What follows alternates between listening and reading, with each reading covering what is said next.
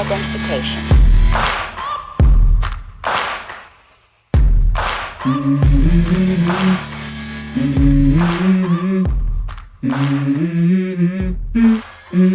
Let's go. Whew. Hope everybody had a good Christmas and you ate a bunch of food. Oh, right. Oh, yeah. Full of fruitcake. Yeah. I was just going to say, yeah. if you don't mind, I want to get this out of the way. Anybody that has a fruit cake they don't want, please take it to the dump immediately or your alley garbage can somewhere.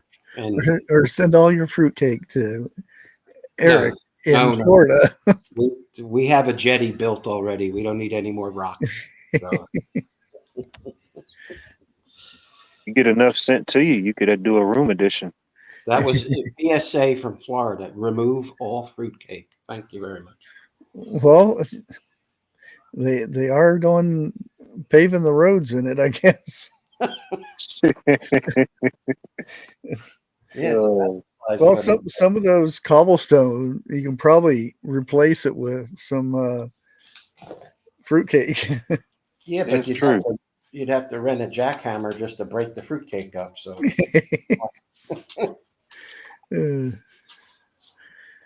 Yeah, fruitcake is good if it's made right. Or it's not made at all. It's even better. Yeah, I've had some really good fruitcake and then some really bad fruitcake. So I'd be willing to give it another shot. I think I just had some bad ones. I've run the gamut on them. I don't care who's making it. I'm done.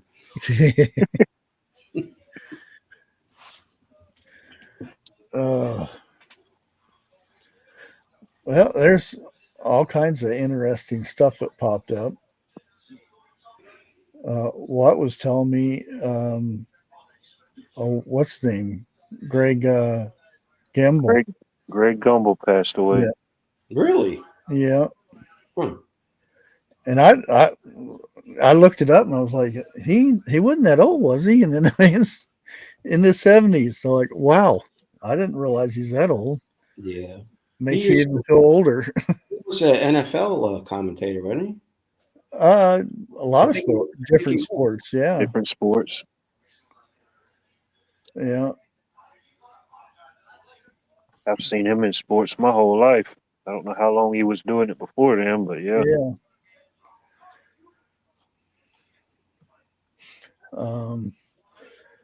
Another interesting thing is there were 8 angels so far, 8 of them, 8 angels found. I know it sounds weird how it's phrased that way. That's what got my attention to it.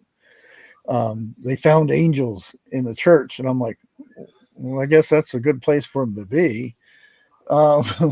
But these were painted angels that somebody actually painted over. And this is a very special church. It's the Old North Church in Boston. And nobody knew these angels were there. And then I don't know how they were, how they found them or anything like that, but they were hidden for over 100 years. And now they're trying to restore them to bring back what they were. And they're like, they're almost childlike pictures of angels. And again, this is a famous church. This is the Paul Revere one where he hung the lanterns up in the steeple or whatever they call it. Oneth by land and twoeth by sea. Yep.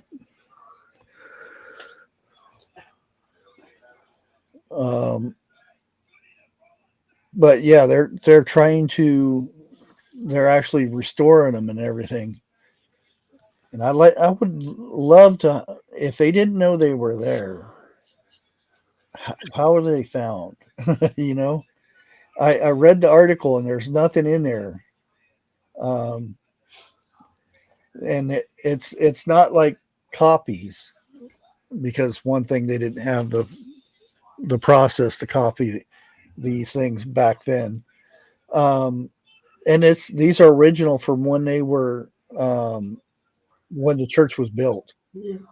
They're saying they go back when the church was built, and then sometime in 1912 or 1910, or could even be as early as in the late 1800s, somebody painted the church white, and they painted over the angels,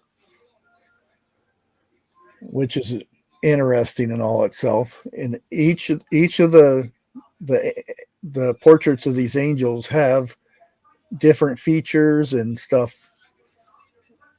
Um, so really interesting. Mm-hmm. Why were they painted over? Not surprising, though, but that's Yeah, that's because I mean, nowadays you would think, oh, they they painted over an angel, but way back then, and why? And then the other one is, how did they find out there were angels behind the white paint? Maybe The it chipped church is off somewhere in the 301 flame. years old. yeah. Said it was built in 1723. Yeah,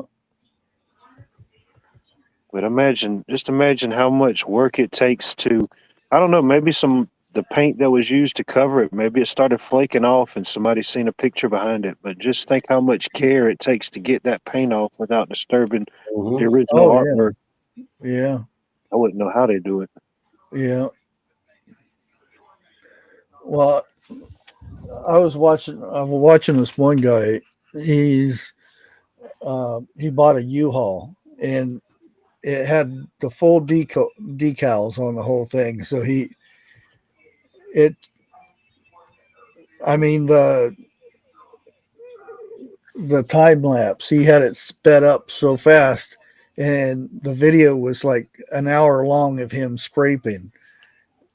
So it probably took him 3 or 4 days to scrape this thing off with the heat gun and all kinds of other gadgets. Oh, yeah. The heat gun definitely helps.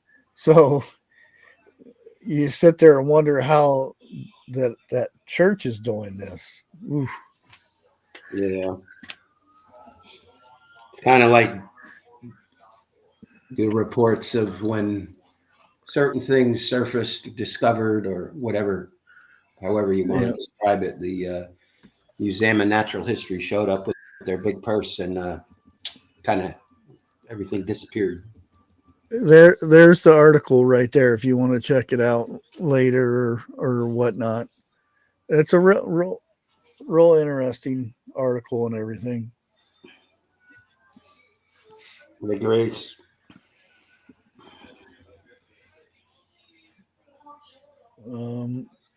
What else did I see? I'd love to see that whole process, how they do it, though. Oh yeah, and then uh, the Morrison Hotel, made by famous by the Doors, Jim Morrison, Yeah. um, caught fire.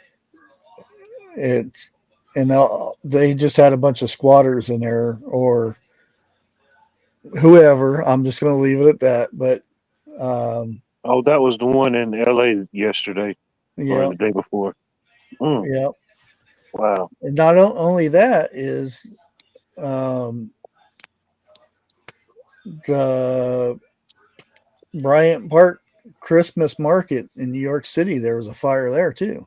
Yeah, I heard about that. Mm. And what was it? The supposed gas leak in or around Chicago.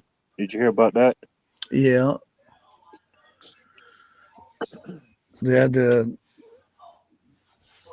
evacuate a whole bunch of people. Yeah. Yeah, come on. Amongst all the other Christmas travels and stuff going on. Mm. Yeah. Hey, Prepper. Hey, Yeah, it's going to be a busy January. That's for sure. Oh yeah, yeah. This is the last of the year, so this will be stuck in people's mind more than anything. Because it's usually that last month uh, that stuff happens. Everybody, oh, I remember that year. That's when so and so happened. Yeah. Man, it's been so much this year. Oh yeah. I won't never forget this year for sure. I won't Hope I forget don't. the last four.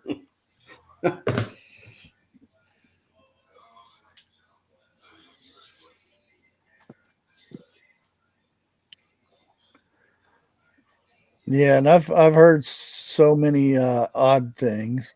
I'm not saying they're true or they're not or anything like that, but um, Trump wants to take control over Panama Canal because China's got control of it, which they've had for ages.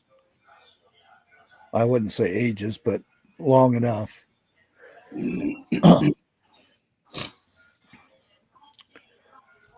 um, what was Iceland? Was it Greenland. Greenland or Iceland? I always get them Greenland. mixed up. Greenland. Greenland. Yeah, he wants to buy that. Nice. Could you imagine being the next state? I'm not gonna lie. I always forget Greenland and Iceland even exist till somebody talks about it. I'm like, oh yeah, forgot they were up there. Well, Greenland is the frozen one, and Iceland Yeah, is the green one, right? they named them backwards. Yeah, Yeah, which is I don't know why they did that, but yeah, I think that's the part that kind of messes with me because I always get them mixed up, and I'm like, wait a minute, which one's which? So I know the green one is the frozen one. And since we're going to let me bring up the article here because I thought this was interesting since there's I love we got that. people living down there in Florida. Uh-oh. The EPA approves road in Florida to be made from radioactive waste. Nice. Yeah, and it's made out of faux faux phospho gypsum, which is a radioactive byproduct of phosphate fertilizer production. Yeah, that's a big mouthful. That's a big problem down here too, the fertilizers. Oh yeah, and what oh the peat fields and stuff, peat moss and all that stuff that Yeah, they use. It actually causes a lot of carbon. Yes. But they're wanting to use this byproduct for the roads. And my friend sent me a message when I was kind of talking about it on my other channel here. Let me find it real quick. Which the stuff I just told you about, the phosphog gypsum stuff, it's at least only one small road right now, and it's in New Wells, Florida. So it's not like every street No. yet, every street, but the EPA went ahead and okayed it. So we may see now, like the picture that I showed on my thumb. Now I don't think it's going to be glowing green, but No. I wonder what purpose that substance or that byproduct does. Is it like what will it substitute versus the old way of doing things, even though it's just a Yeah, test or whatever, but I I wonder don't what know. It's probably a I would guess binding or it's like something. like a binder or Yeah, adhesive. yeah, the because it's binder filler. now it's a byproduct that has to be stored as a Hazardous. radioactive contaminant, so it Mm. has to be stored a certain way. So one of the things that they're worried about is when it rains. When it Right. rains on the street and goes into the gutters and then goes down into uh, your water system, are you going to start glowing like the fish in the ocean? Well, you probably could see the town from way high in the sky in a plane. Hey, there's new whales. Oh, it's whales, like Wales. Yeah. Okay, I Yeah. was thinking like a whale. I was about to say, man, that definitely ain't good if it's near a whale. It doesn't make any sense if you have to store a product that's Yeah, on radioactivity, and then you're going. So, are these guys that are paving the roads? Do they got to suit up and get in their hazmat? that's You know what I mean? another one of those questions that you only get part of the story with Right. these. It's the big headline thing. Um, I mean, there's natural radioactivity everywhere, but not, it's oh yeah, yeah. When not even when even when the sun's not out, you're still getting hit by radiation and stuff. gamma rays. Yeah. Oh, Bonnie, it's up in Polk, honey. It's Okay. headed toward B. Off grid world. I'll go and check it out after the live tonight. I know y'all are pretty young. Y'all are spring chickens, but I think it was in the 50s or the 60s. I just watched a documentary on it the other day. I can't remember the chemical, but there was this guy. He experimented with making these tires out of this different chemical. I think it started with an N, and they were like translucent. And the whole idea is that people would buy these tires and they would put these little lights in them. So as you're riding around at night, your tires would glow. Oh, jeez. Y'all ever seen a video on that? No. But I have that to was send it. I have to send it to you. I thought it was pretty interesting, but eventually they said that product didn't work because it was more expensive than it was to make regular tires, so it didn't Oh, ever get anywhere. that would be for the bling crowd. Yeah, Nighttime driving. You'd think the neoprene. I DOT think that's it. neoprene. I think Okay. that's what Grace said. Yeah, I think it did start with an N. neoprene. Oh, they make fishing waders out of them. Oh, neoprene, And maybe. Neon tires. they showed a couple of the classic cars like 50, 60 style that had the tires on them, and it was pretty cool, But price point was ahead of its time then. Hmm. The only different type of tires I remember is the big old white wall tires. Big old strip of white goes Yeah. all the way around. Man, I remember my uncle. They had. I don't know if they still have it. They have this shoe polish stuff that had a little brush on it Mm-hmm. that you would push and Yeah, dabber. it would whiten your shoe if you had white shoes or whatever. mhm. And I remember him using that on them white walls on his Cadillac Yeah, because he got a little hit something or a curb or something and it made a mark. So he's out there with his shoe polish oh yeah. going to town on that thing. And That's I probably used before to they had spray on. laugh at him. I said, "What happens when that tire goes bad? I don't think you're going to be able to buy. You're not going to be able to buy white wall tires anymore." Oh, they still sell them.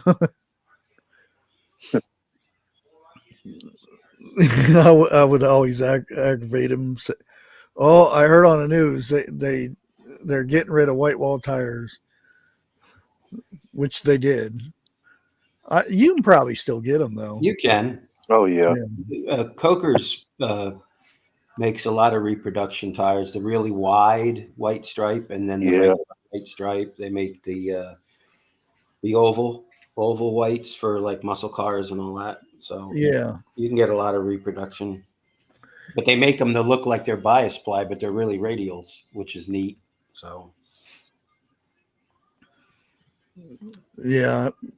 I used to like well, I don't know. It was probably in the '80s when they probably earlier than that too, but they used to have the white stripe. It wasn't as big as the older ones, but they had the white stripe.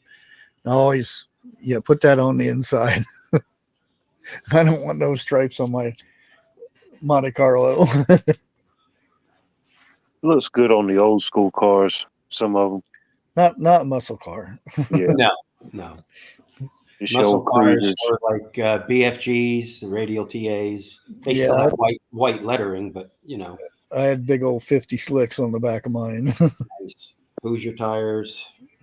Who's your tire? Oh.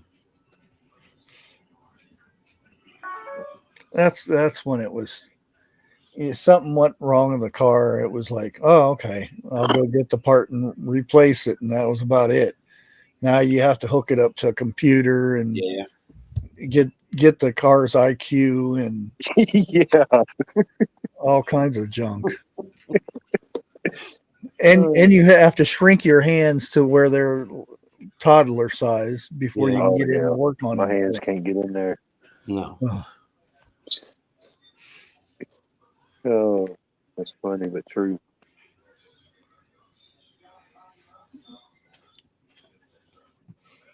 Yeah, that's one thing about my uncle. Remember him out there with the shoe polish thing or whatever that thing was. On his white walls. We call it a dabber. Yeah. That was the same thing you'd write like on your windshield, like when you were racing at I used to race at Englishtown, not a professional racer, just race Friday nights.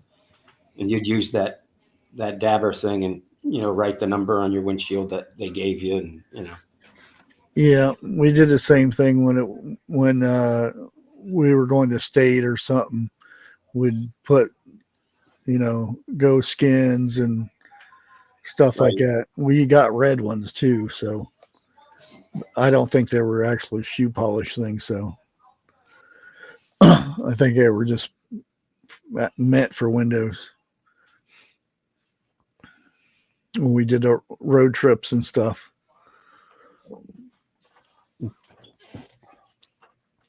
Everybody, the kids, the school would rent the big school buses, or not the school buses, but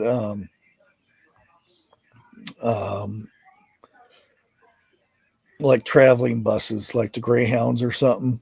Mm-hmm. But they were real nice when we went to state or something, and they got to ride all the way to Columbus in a fancy bus. Yeah, something like that. That's why I think it was liquid chalk or something like that. So, who still has leftovers? oh Lord, I'm so over food at it. Oh yeah. I tried a new recipe for scalloped potatoes in a crock pot. I knew I should have just, baked them and everything, but there's supposed to be some fancy way of doing it. It didn't turn out. It had an odd taste to it and everything, so I won't be making that no more. Yeah.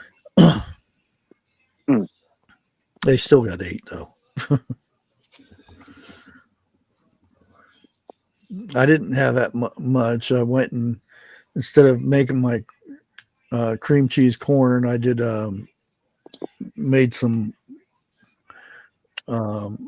butter roasted garlic hominy. Sounds good. I never heard of cream cheese corn. Cream cheese corn. Yeah. Well, I thought I was the first one to invent it, but evidently some other people have.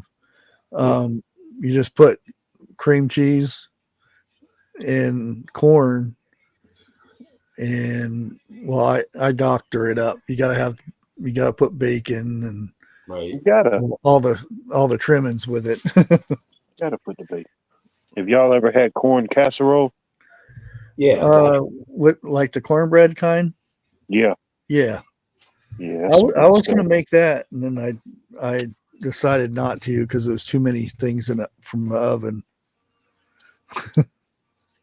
Yeah. Sometimes my mom, she'll make the classic kind, and sometimes she'll make like a Southwest version. She'll put like chilies or jalapenos in it. Oh yeah, It's pretty good. yeah. You put the fire roasted chilies in there. Mhm. Oh yeah. Well, that needs to be a separate dish, right? Oh yeah. Hot stuff. I'm not really into hot food. I Oh thought, no. Chilies aren't hot. Well, jalapenos aren't hot either unless you leave the seeds in the vines or veins in there. Yeah, cornbread casserole is good. Oh yeah. this is the one night that y'all are talking about food in chat and gentlemen here on panel, and it's not affecting me one bit. I'm not. Nope. What Not about dessert? Nope. Eric is done. That's it. Now you know you want a uh, fruit bread shake. Grind it up with the milkshake and slurp it up. No. Ice water. It's ice water. Ice water. Cornbread donuts. That sounds good too. Give it a shot. Although I did have, and I'm not of the Jewish faith, but I did eat at a lunch today. It was a Hanukkah menu, and I figured I'd try it. They were potato pancakes Oh, those are good. with applesauce and cream, applesauce, and I believe it was sour cream. Sour cream. Oh man, we called them Mama Ida's cakes, and that was the first time they were very good. I bet.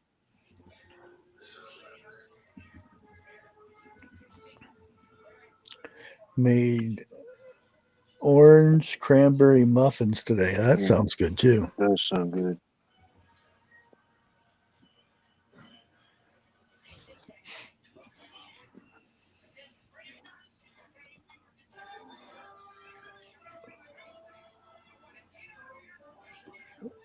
Steak dinner. Oh, you didn't have leftovers still?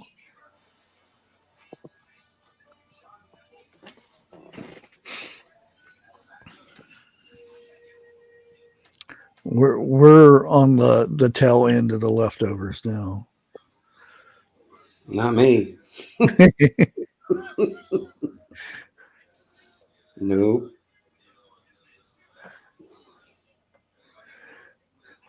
Yeah, I still got a few more ham sandwiches to make still.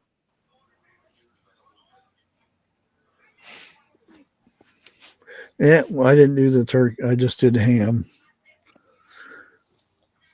Let's talk about the new year. Yeah, what's everybody having for New Year's dinner? So he nails me there. It's always what are we having for dinner? Oh man. Shoot. Yeah, black eyed peas. I'll be having black eyed peas for New Black Year's. eyed peas and rice, collard greens, cornbread, and some fried pork chops. Just imagine you get all these nice ladies in chat all together cooking up a storm Bush, you'd end up being 5 times the weight you are because Well, that's that's one of the reasons I said I wanted to get me a a bus or a van or oh, you something. go pick them up. Then I'll just go to door Oh, okay, anytime I go get something to eat. right. You'll have to change your pen name to Traveling Belly.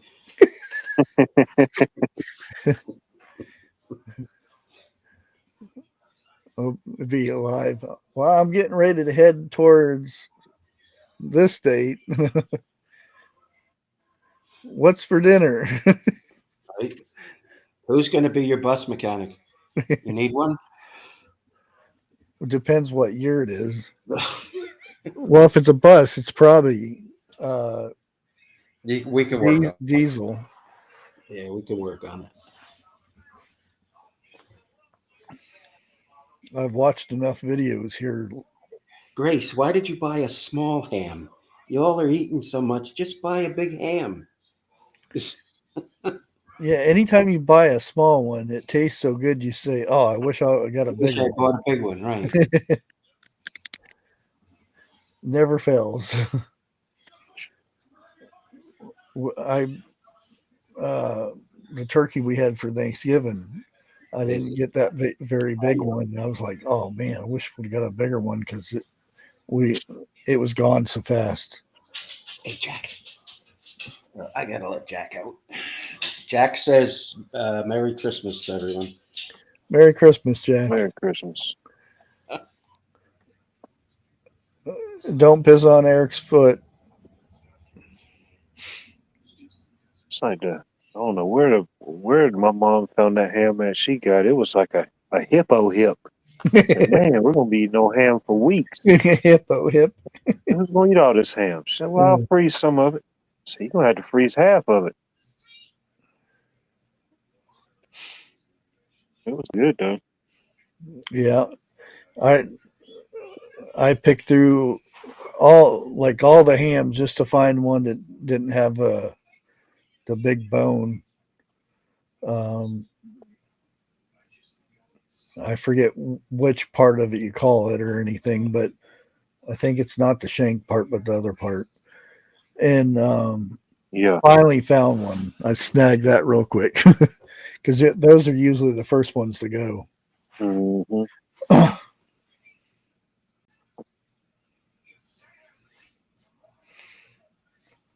Yeah. Yeah, I'll probably make some black eyed peas and depending what's on sale. It'll probably be pork chops though, because There you go. That's what I'm having. Some fried pork chops. yeah, your ham cost. How big was your ham?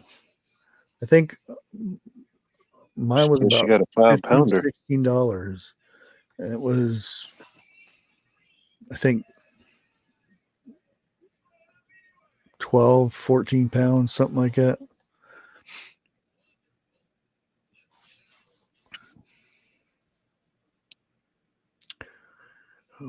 Why do we do black eyed peas and collard greens?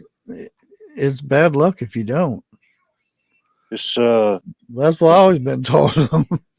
the black eyed peas, they bring you like good luck and fortune, and I think the collard greens symbolize money. Money. Okay. I think so.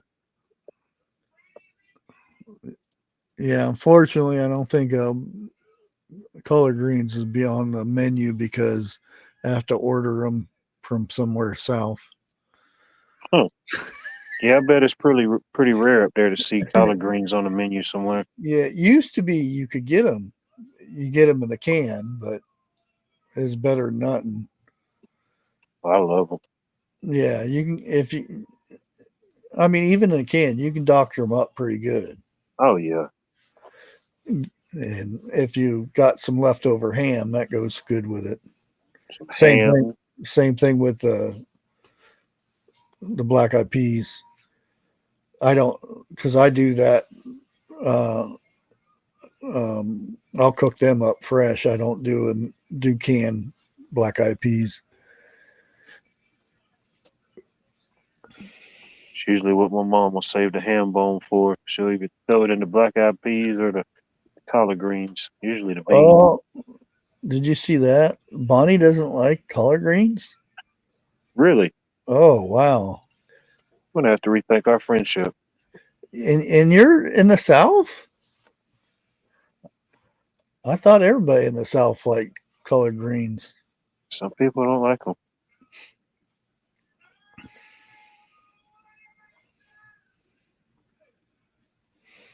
I eat them up. Oh yeah, Any type of green, really. ham hock bean soup is good. Oh yeah. Mm-hmm. Where are you going? You guys always go toward my mouse, and I can't use my mouse anymore. No cats and mice, but Yeah.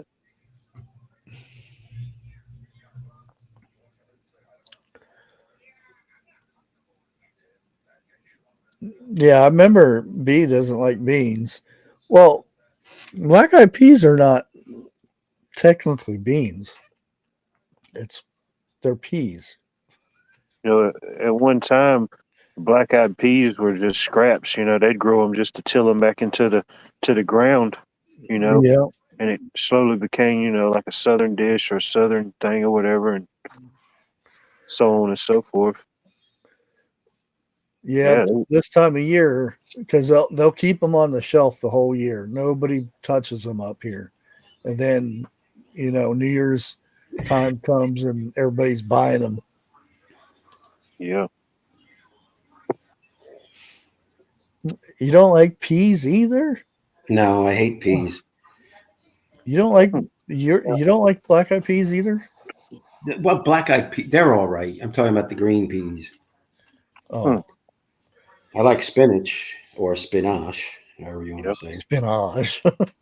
Spinach with bacon, Oh chocolate yeah, bacon, yeah, cooked in bacon fat. A little bacon fat, some garlic. yeah. That too. Yep. Mhm. Oh yeah, if you could find some good smoked ham hocks. Canadian meat pie.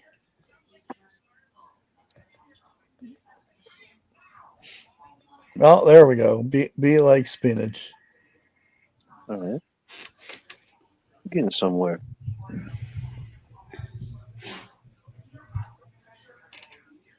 Oh yeah, Turnip greens. Yeah, turnip greens, mustard greens. yeah. They're all good.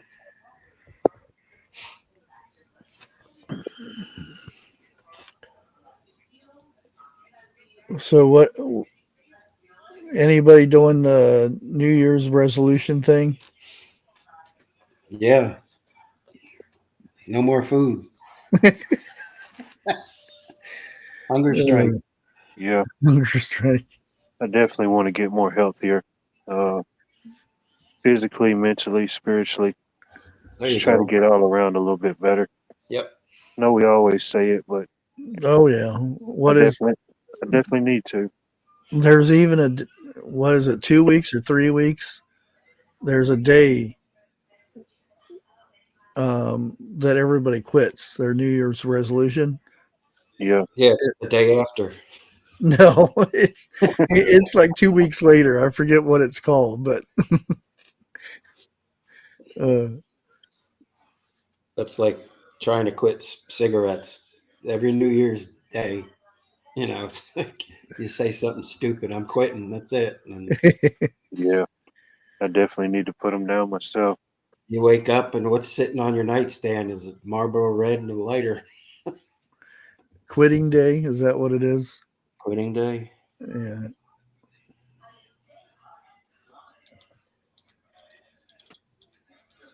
Hey, Donna. Yeah. The second Friday in January.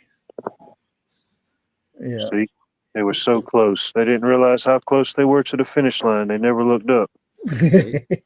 you know?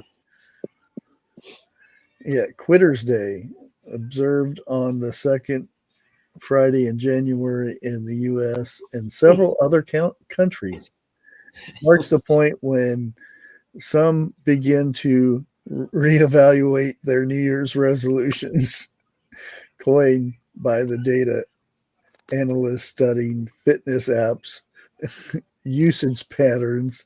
This day highlights a common trend when filling your goals. So, just all you have to do is concentrate on the second Saturday, getting past the second Saturday, and leave my mouse alone, cat. I can make it to February. I got it licked. Yeah, Right? there you go. It's easy B after says, B says she quits smoking every night that. and starts in the morning. Okay, I got you. I've been down that road. Yeah. I think at one point I was, and I hate to say this, but I think I was 2.5 packs a day. That's bad. Oh, I was up to 2 packs, easy. Especially when I was gaming all the time. And if there were really nice beverages involved, then forget it. Oh yeah, yeah. I'm, and it sounds weird to be even saying this nowadays, but I I remember going to the bar and smoking there. Sure.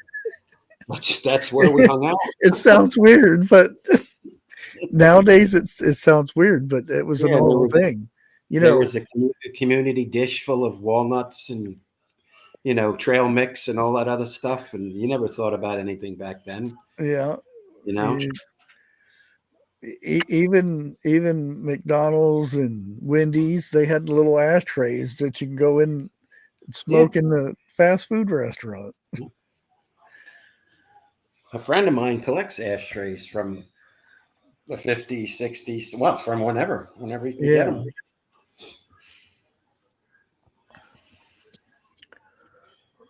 I forget.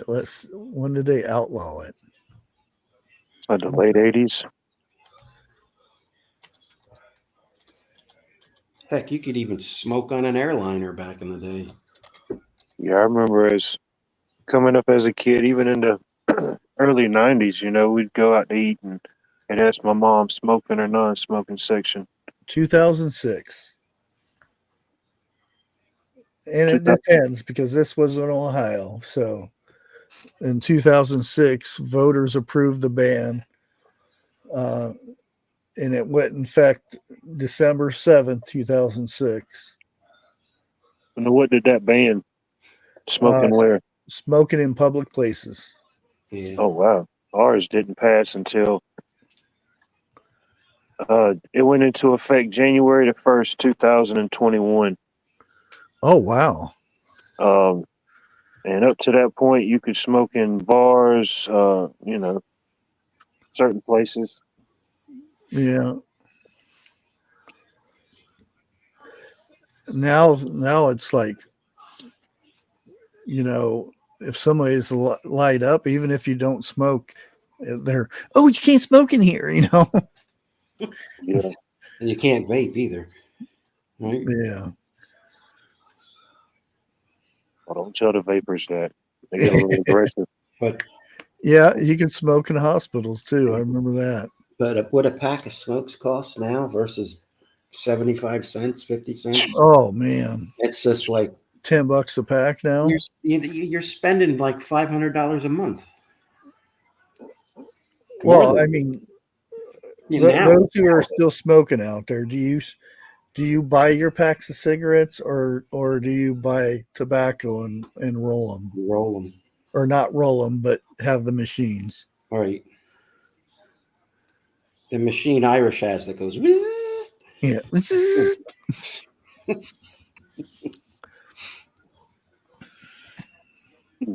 Yeah. First time I watched um, crazy on her live. I thought she was half cyborg or something. Right? I wondered what that was too. Damn, $18. Wow. $18 in Canada? Holy moly. $12 to $14 for a pack? Oh man. No way. Imagine smoking 2 packs a day and then add that up for a year. So I'm not going to try to add it, but that's all my granddaddy would smoke. He smoked those whatever, the Native American or Native blend or whatever. oh yeah. And I don't know how many packs he smoked, but he probably smoked several packs a day till he passed. And heck, he was in his late 80s. Yeah, I was going to say majority of it's tax. I mean, Oh, even like beer and alcohol, it doesn't cost that much. It's all that tax. Same thing with gas. They overtax a lot of that stuff. Yeah. Oh, the gas station or gasoline, we got to use a percentage of that tax. We got to raise it so we can fix the roads. And then when they need to fix the roads, they raise something else up and say, yeah, Huh? yeah, they didn't do any road construction in this city for 2 years, and then they brought up all this. We got to raise the property tax, and we got to raise this, and they didn't do anything the next year. Right? They asked for another one to get new vehicles. And people caved, and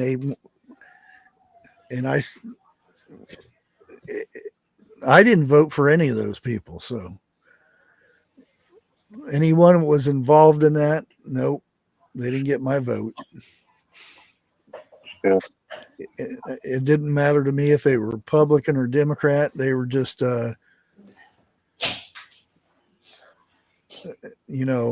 that's called blackmail. Extortion. Yeah. Oh, yeah. No doubt. Kind of like Potato trying to pay for all of these college students. Yeah. That's well, how about the people that paid back their loans? That where's the fairness there?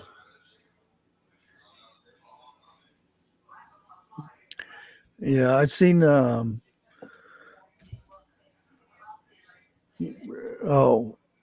they added up all the money that just for Ukraine. We'll just give it to Ukraine. Of course. And then they said they divided it up how much, and they said if they divided up all that money and gave it to everybody in the United States, there would be no one homeless, there would be no one starving, you'd be set.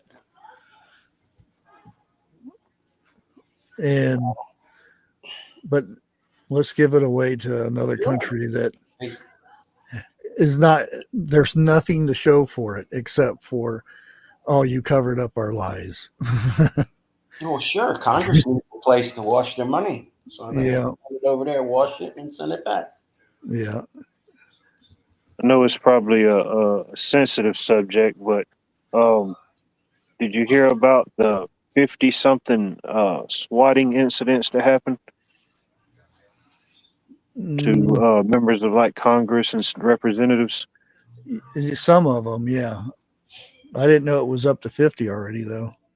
I seen a article on the news earlier before you came on, and it was I forget the guy's rank and title, but I think he might have been with Homeland. Yeah. But he said in the last month there's been at least 50 or 50 plus incidents. And there's another thing.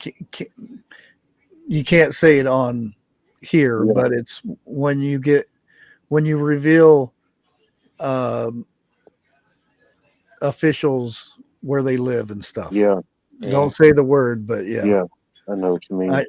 I'm sure everybody knows the word. But Bush, did you run your disclaimer yet? oh, I haven't talked about medical stuff, so Oh, that's only good for medical stuff? yeah, Okay. yeah. Yeah, I thought that was interesting. 50 something in the last month. Yeah, that's a lot. What's his name? What's her name? Uh, M, uh, MTG from Georgia. She was supposedly one of them. Wouldn't doubt it. Oh, they sent the whole hazmat unit to her house. I was like, Oh, wow. who is that one lady that they're wanting to investigate her now? The blonde-headed lady that was going after Trump. Everybody's going after Trump, but Right. Liz. yeah, Oh, yeah. Dick's daughter. Yeah, yeah. There you go. Dick and Jane. yeah, they're a big I thought article. she retired. I thought she said she's retiring. You But wait, still get there's more. investigated though. Yeah. It wouldn't surprise me. Um, I'm still waiting for the perp walk. the lady in Georgia that went after Trump. Yeah. They're making her LJ. testify. Yeah. I just seen an article about her the other day. Yeah. Now, I'm not saying anything going to come from any of this, but because everybody says they're going to investigate somebody, it's a normal thing.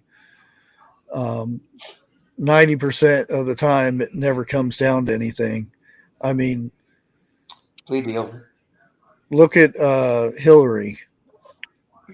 Well, I'll just say the Clintons. From before he was governor on up, I think it was like in 90s or later 80s. There was a video come out about the Clintons, and just that video was eye-opening big time about some of the stuff, people being found in the woods in Washington, D.C., and blood that runs uphill and Yeah. things like that. And certain ex-presidents, chefs having little accidents and Oh, yeah. up in New England. Whoops. Yeah, you can go all the way into I think that's what it was, the Clinton Chronicles. That thing was very interesting, I'll tell you. And I wasn't big on any of the conspiracy things and stuff, but when they started talking about friends that came to a timely end, a lot of them deleted themselves, but allegedly. Yeah. Right. And that's one of the things I say is that their blood going uphill is where they were placed, the blood was going uphill and stuff like that. And as far as I know, blood gravity works on blood just like it works on everything else. Right. And the people who investigate this stuff, sign off on this stuff, which you gotta sometimes you gotta think about it is like, if I go against the grain, am I going to be the next one out here in the woods or in my car or something like this? and then there's somebody else is going to sign off on me. Right. Like Paulie and Christopher taking that Russian dude out in the woods in The Sopranos. I ain't signing off on nothing. That was funny. Yeah, there a lot of people that wanted Trump back in office. There's half the people. Well, more like there's three different ones. I would say a percentage. There's somebody that wants him to go in and clean out the government. You know, the White House and Senate and all that stuff. And there's a percentage that wants things to be fixed. And then there's that percentage that just didn't want Biden back in there again. The whole system's corrupt. Oh yeah. Man, I know his wrist is probably sore all them pardons he wrote, a record amount. Oh yeah. So many people from other countries were rooting for Trump because Biden's not there, and everybody is walking on eggshells, waiting for somebody that had a backbone to get in there.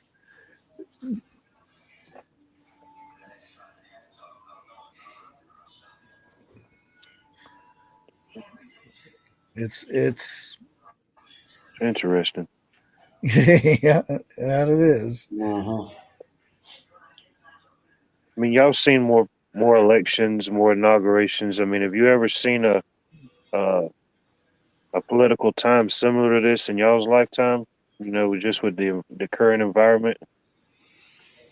Mm, No, it's been too many green screens the past 4 years. oh yeah. I remember Clinton. You know, I there. I never knew anybody that didn't know that he was doing hanky pankies in the White House and whatnot. I think that whole thing came out just to cover up some other stuff that was going on because No doubt. nobody cared. He was doing more of that in the State House in Arkansas than he was in the White House. Yeah, it was like, and he still got reelected. Yep. Yeah. It had nothing to do with that stuff. I mean, there were some people who were like, oh, how dare you, that kind of thing. But it's like, one thing he did though in his last term though was he moved to the center, which was good, and some things got done. Trust me, I'm not a fan of that group at all. Yeah, but at least he, moved to the center, and things got done.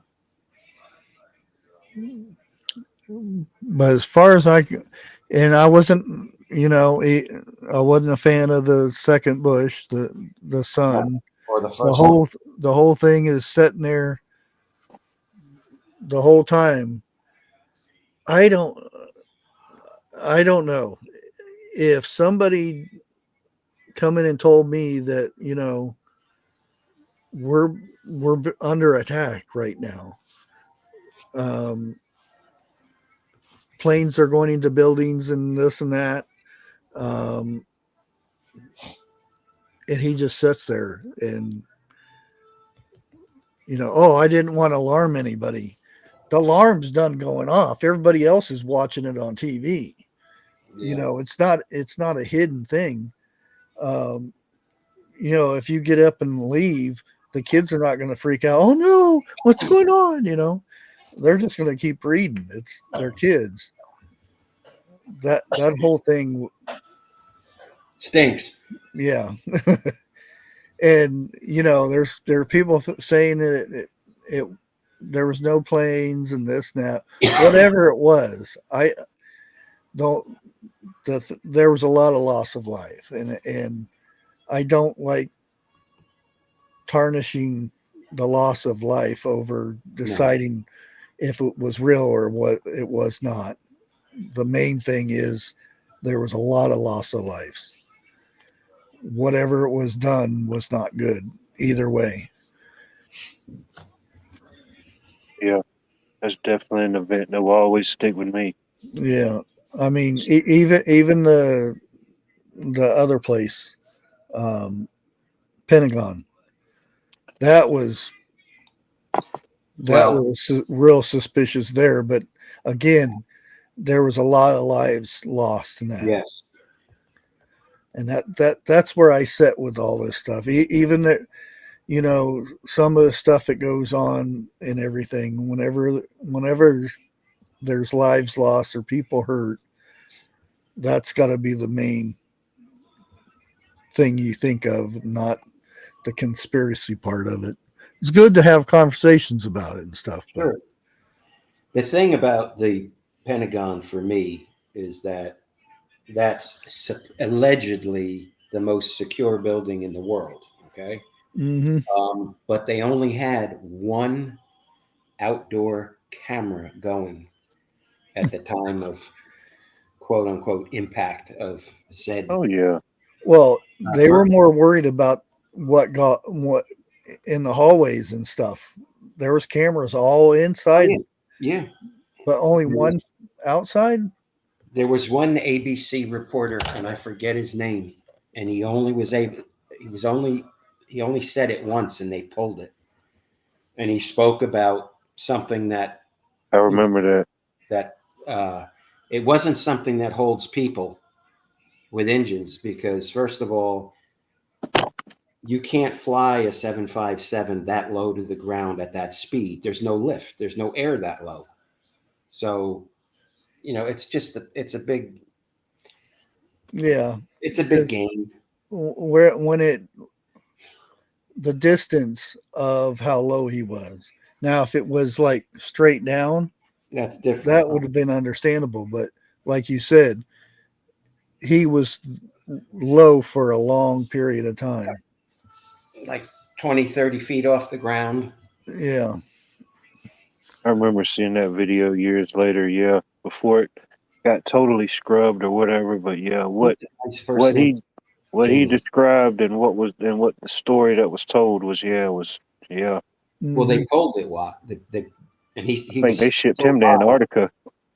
Yeah. Well, he changed his story. The first story was he saw starts with an M. Okay. Well. Yeah. Mm-hmm. Dude, I was in Miss Coleman's 7th grade science class when this happened. I remember it like it was yesterday. Didn't really understand it then,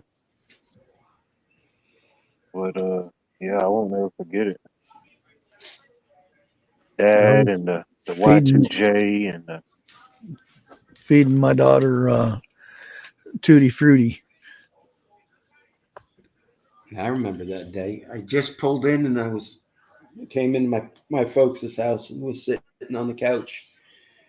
And right there, they were watching Fox. And something about a small plane, and I'm like, that's awful big hole for a small. Yeah, that's the thing is, first come up saying, "Oh, it must have been a small biplane or something crashed in there." And I said, "Well, it must have had a ton of fuel with it on that thing to be smoking like that." And here comes another one. Oof. And I said, "Well, that's not an accident." No. You always remember where you are when really meaningful events. Like I remember where I was when Diana got, when she died in that tunnel. What was that, 96? Yeah. In 1977, I knew where I was when Elvis was when he died. Yeah, so do I. I was actually in Oklahoma. I was in Connecticut. Oh, wow. I wasn't even born. Uh, I remember, and then I was in the truck with my dad, and we're headed back to trailer court, and we heard it on the radio, and my dad pulled over and cried Yeah. because he actually met him. My dad was one of those Elvis impersonators. He sung his songs so many times in nightclubs and bars and whatnot, and he pulled over and cried right then and there. And that, oh man, for a month at least, that's it. What everybody talked about was Elvis. Oh, he's still alive, you know. Oh yeah, he's still alive somewhere. Let somebody tell it. Yeah. Yeah, that and Bruce Lee. That was another one. Oh, he's not dead. And then so many stories came out of. What year did he pass?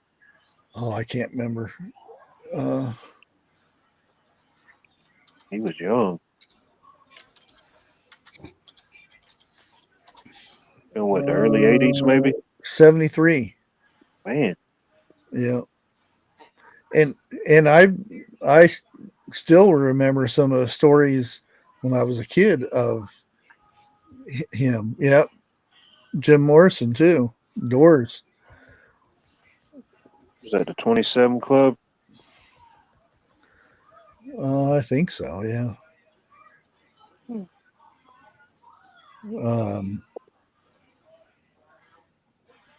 Yeah, what's still his to this name? day, you mention Bruce Lee, and most people know who that is or have heard of it. Yeah. One of those names. Yeah. Elvis.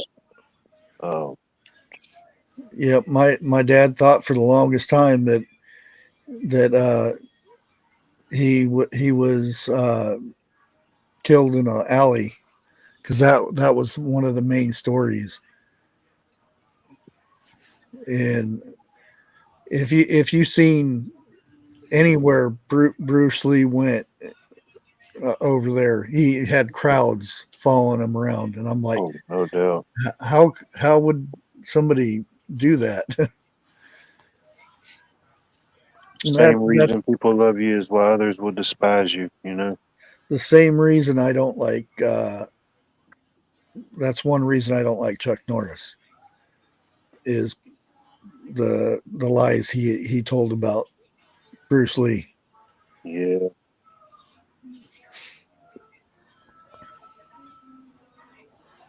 Oh yeah, Janis Joplin. That's who I was trying to think of. Was I Mama watched too? A thing. They going over the top women singers, and I'm like, where's Janis Joplin? Why is she on this list? And she was number one. And it was just not, like Beyonce or something like that because she was famous or whatnot. It was her actual voice and stage presence. Yeah. It was different to be well known back then. When she sung, she oh wow. You could feel it off of her. I wasn't there or anything, but I just that's one person I would have loved to seen in concert.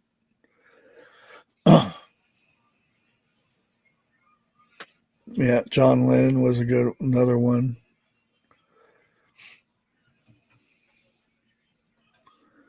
Bruce Lee killed in North. I don't think so.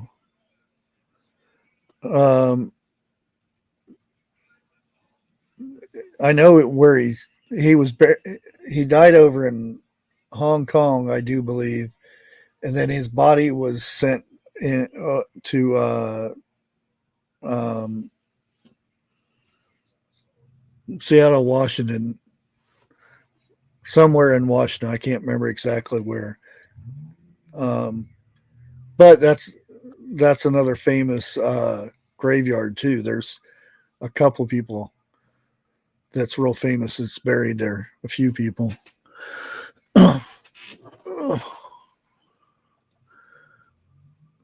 Yeah, he was in Hong Kong. That's where he died at. Yeah, and then his son died a weird way too. Brandon. Yeah. the On the set of the movie Crow. Yep. I remember that when that happened because uh,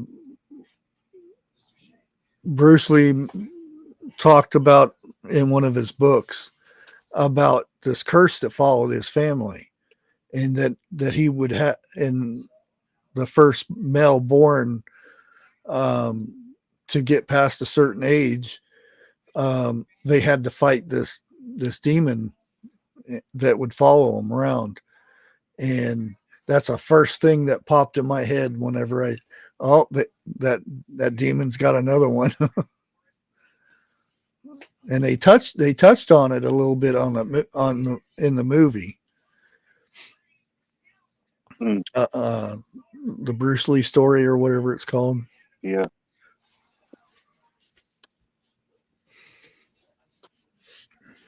I know they made what's the name of that movie?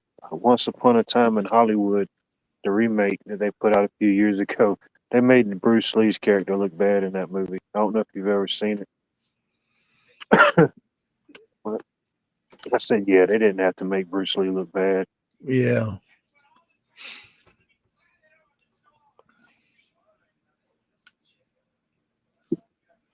Yeah.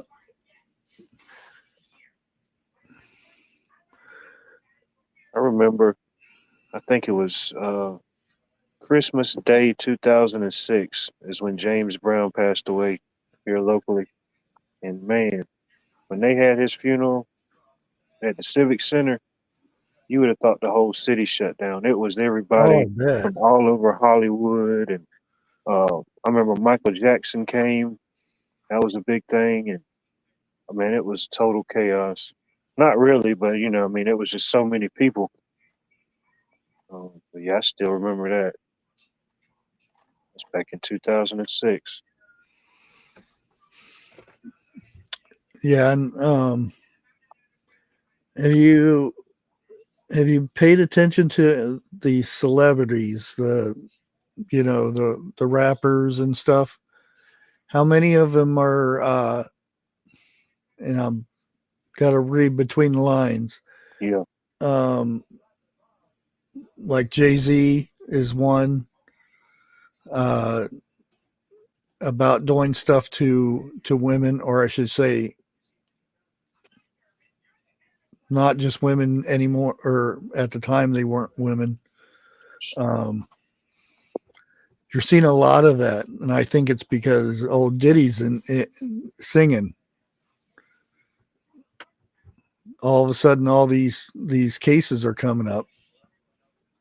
There's a lot of those cases coming up. Yes. It's funny how these people suddenly the entire Hollywood community suddenly just did not know this guy. No, we weren't there. We never Yeah, attended any parties, but they've got 10,000 retweets, 1,000 photos. What I mean? It's yeah. That social media sucks now, doesn't it? oh yeah, it's good when you want it out there, but yeah, once it's out there, it's out there. Yeah. Yeah, You'll see pictures and videos. Oh, I must have forgot about that. yeah.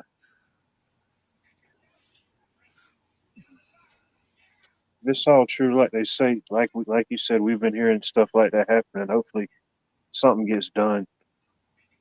You know, I know inevitably in the end, when the the true judgment's cast, it'll be done. But it's tough. Some evil people out there. Oh yeah.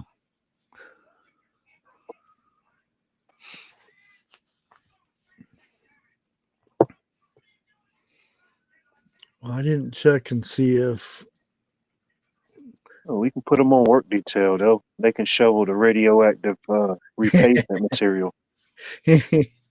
You have to wear one of those Homer Simpson suits, or like the suits you wear when you inspect the volcano. Man. Oh yeah, the big silver ones. Yeah. Oh, You don't want those type of criminals working on the streets down here. Yeah, I don't see 101 going live tonight. That's target practice. have you heard from him? Is he doing all right? Just Christmas, saying Merry Christmas and whatnot. Gotcha. Hope he's doing good. I know I've seen him pop in different chats here and there, yours a few times, and Did everyone get their ticket tonight for the $1.2 billion drawing? No. I didn't get it. Dang. I got 5 of them. I didn't venture out today. Well, hopefully it rolls over. Yeah, rolls over right into my bank. I was talking to this guy at the gas station the other day, and it was, I don't know, it was when it was still high. And he said, "Did you get your ticket?" I said, "No, I didn't get one." He said, "You better get one." I said, "Have you ever heard about anybody around here winning the big money?" He said, "Well, now that you mention it," he said, "I don't think nobody around here's won the big money since." He named some big company that used to be here back in the day. And he said, "That's what you need. You need the big companies funding it." He said, "That's what it's all about." And I don't know. It was pretty funny when he told me. He said, "I'm still going to buy mine the same." I said, "Well, I hope you win it, buddy." There's a lot of cash. What would you do if you won it? Would you take the whole shebang, or would you take it in increments? No, I'd take it all as much as one lump. There you Yeah. go. Because they might be out of money next year, so Let everybody get all their cut and tax off top. Yeah, because or they figure a way to not pay you 5 years down the road. What's it up to? You said how many? 1 point what? The guy in the store said 1.2 billion with a B. You figure 1.2 billion. I mean, heck, even if you walk away with 500 or 600 million after, whatever Oh, taxes. yeah, I thought you were talking about Bruce Lee. Yeah, Bruce Lee died in Hong Kong. Yeah,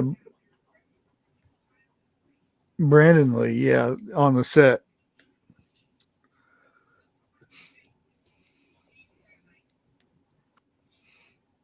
Yeah. Shoot. I still talk to Shannon every once in a while. In fact, I wished her a Merry Christmas, and she wished me a Merry Christmas back. We don't have like long conversations or anything, or I don't bug her about anything. I just say hello or wish her happy birthday or something like that. Man, that much cash, I could build the Watt Life Ranch, and all of y'all could have your own personal cabin to stay in when you come over. As long as there's bacon there. Oh, dude, it'll be unlimited supply of bacon, I promise you. He'll have bacon trees growing in everybody's yard. Yeah, you get to take a tree home with you. Right in a money tree. Man. Yeah, I'd buy up as much land as they let me. It's only one road right now, but the CDC is, or not them, EPA has approved it. So look for that coming up in a. Hey, Jim. Hey, I didn't get a chance to even get on the computer until just now. Oh, that's fine. Yeah, I was outside. I was busy. What's up, Jim? I just got done giving another deer away. Oh. Man, Well, now that the tree business is over, I got to see what's going on in chat. It's been a hectic day. Hey, I see Bonnie's here. Grace, B. Charming. Hey, Jerry.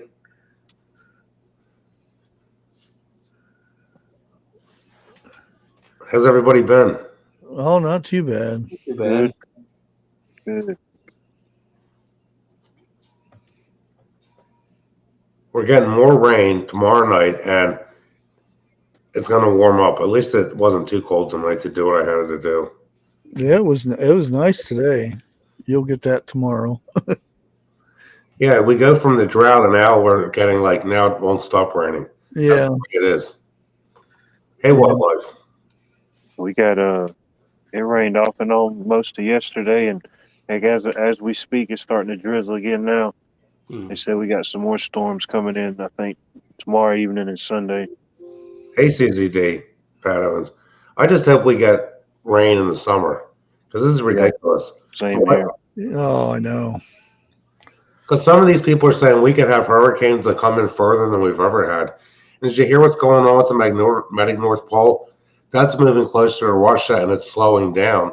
And I think it has to do with the molten metal in the center of the Earth. Do you think it could bring snow to Georgia? Anything is possible. Oh, great. Thanks a lot. Well, one day last week it got down to zero here. Actually, they set a record in the Poconos for the day that got to 9 degrees below zero, and that's like 75 miles north of us. Hi, Harvest Mary Moon. Like I'm moving to Pennsylvania. Georgia will be the new Greenland. Oh, great. Just my luck. I don't have enough coats for that.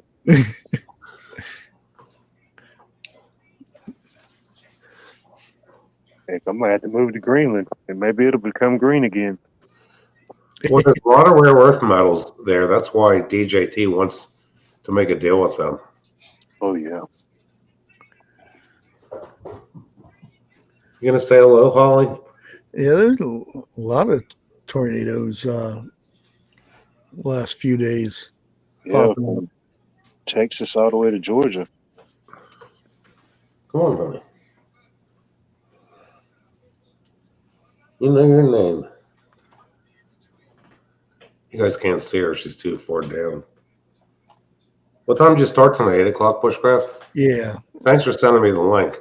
I kind of thought you would, and I thought, okay, our mail some nights doesn't come until 8:30 here in the evening. I went outside to check the mail, and I shined the light, and I see a deer off in the distance. So I went back in the house and got the gun and shot the thing. Hey, Donna Laddie. That's what it's like this time of year here. Good night, off grid. Be careful out there. Where's off grid at? Canada, I do believe. Really? Yeah. Do you think Great that white. Canada became another state? I don't think so. I think there'd be too many lefty Congress people. Well, there was talk about, the whole Mexico, United States, and Canada thing coming together. We wish.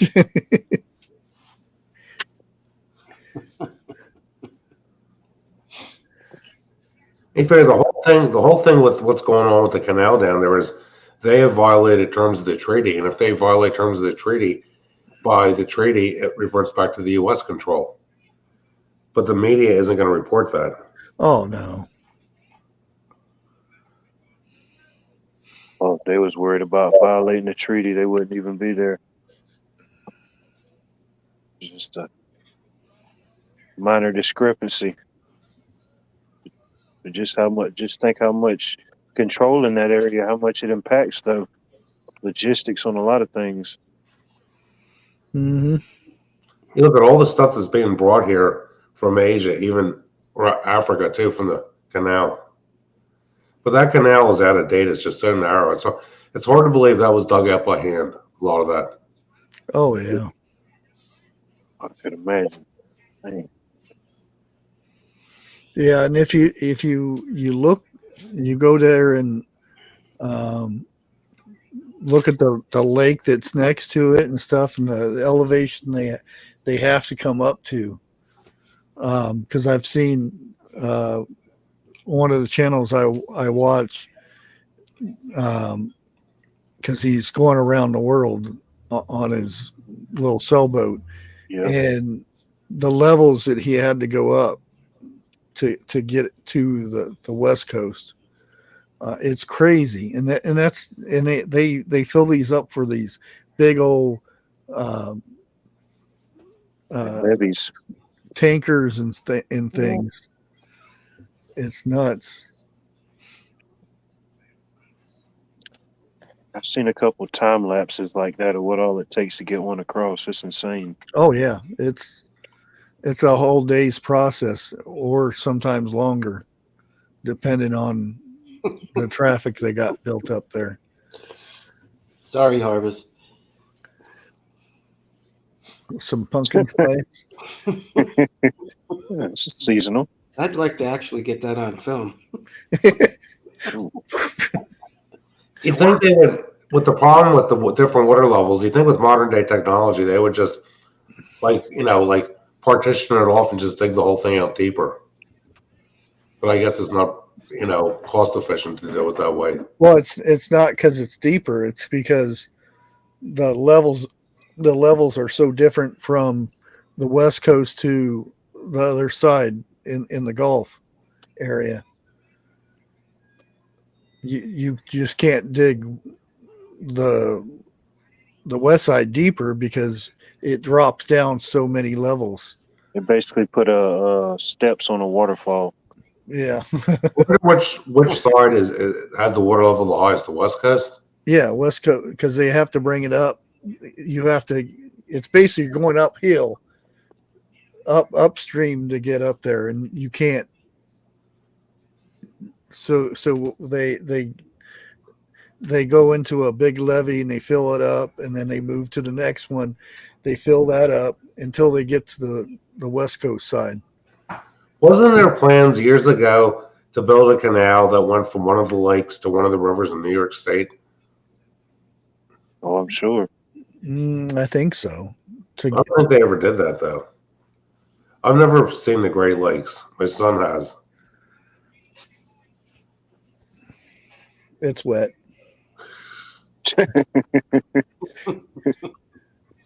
Yeah. Test positive. Who has time to see the whole world anyways? Yeah. Well, I've seen quite a few of the states and everything.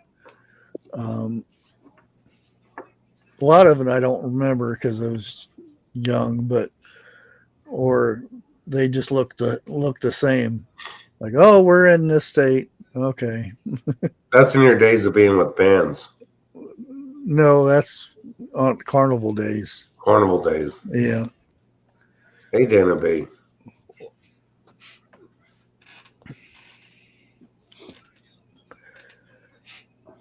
Well, I hope everybody had a Merry Christmas. It's always sad when it's over, though. Oh, Lord, now I kicked Pat. What are you being real abusive tonight, I'm just Eric? All the build-up in anticipation, then like that, it's just over. Yeah, the arch was cool. I thought the arch was cool, seeing that for the first time. You've been there? Yeah.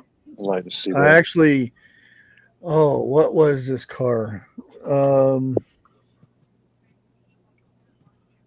thinking it was a Lincoln. I was in the back window, and as we were going through and looking up at that arch, it was the coolest thing. You were in a Lincoln? Yeah, an older Lincoln, probably a in the 70s. Probably one of those big town cars. Oh yeah, because the back window is big enough for me to sleep in the back window. That was one of my favorite spots until somebody had to slam on the brakes, and then I went. Whoosh. You know what was a cool car? It was actually a little longer than the Lincoln Town car. The old Chrysler Imperials. They were just a hair bigger. Yeah. I remember the priest of the parish my parents belonged to, the Monsignor. He had a driver that drove a Lincoln Imperial, and they were in like 66, 67, 68. That was a cool car.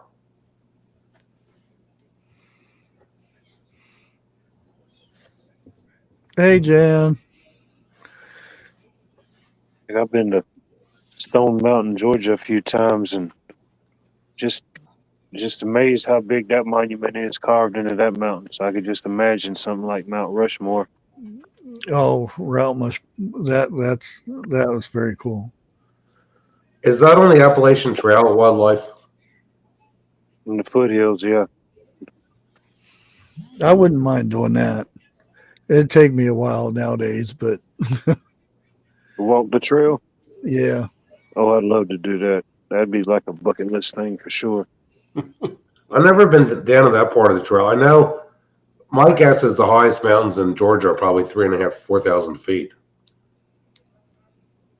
Oh, they're as big as you can visually imagine. We got the baby mountains, it's just where it all starts. Well, they're higher than they are here in PA, though. You figure the Appalachian Trail north of me is like 1,600 feet is about the highest elevation, but it's all rocks on tops. It's not like it's timberline. You get up to the top of that, it's as rocky as it is in New Hampshire. Now, you get down to Virginia, you get down to North Carolina. I've never been down there, but I had friends that went down there, and I didn't have time to take off. You get on the tops of those mountains, the Smokies, and it's not even rocks. It's like you're on top of ground that there's grass actually growing and trees. Oh, yeah. Mm. If you hear banjos, just kind of look over your shoulder every now and then. But yeah, I forget where it ranks, but it's one of the world's longest continuous footpaths, the Appalachian Trail. Mm-hmm. I went to New Hampshire 3 years in a row in the early '80s, and we were at Tuckerman's Ravine, and there was like one of these electronic signs. We couldn't believe in the '80s saying it was 93 degrees in the valley, and it was like a couple days to get up there. Like we went to Lakes in the Clouds. I thought it was going to be a bigger lake. It was just a huge puddle of water. Then when you start to get to Mount Washington, you had to wear a winter coat when you got to the top of it. This was like the second or third week of June. Oh, I bet, yeah. Jeannie, did you go to Sturgis during Sturgis or just through Sturgis?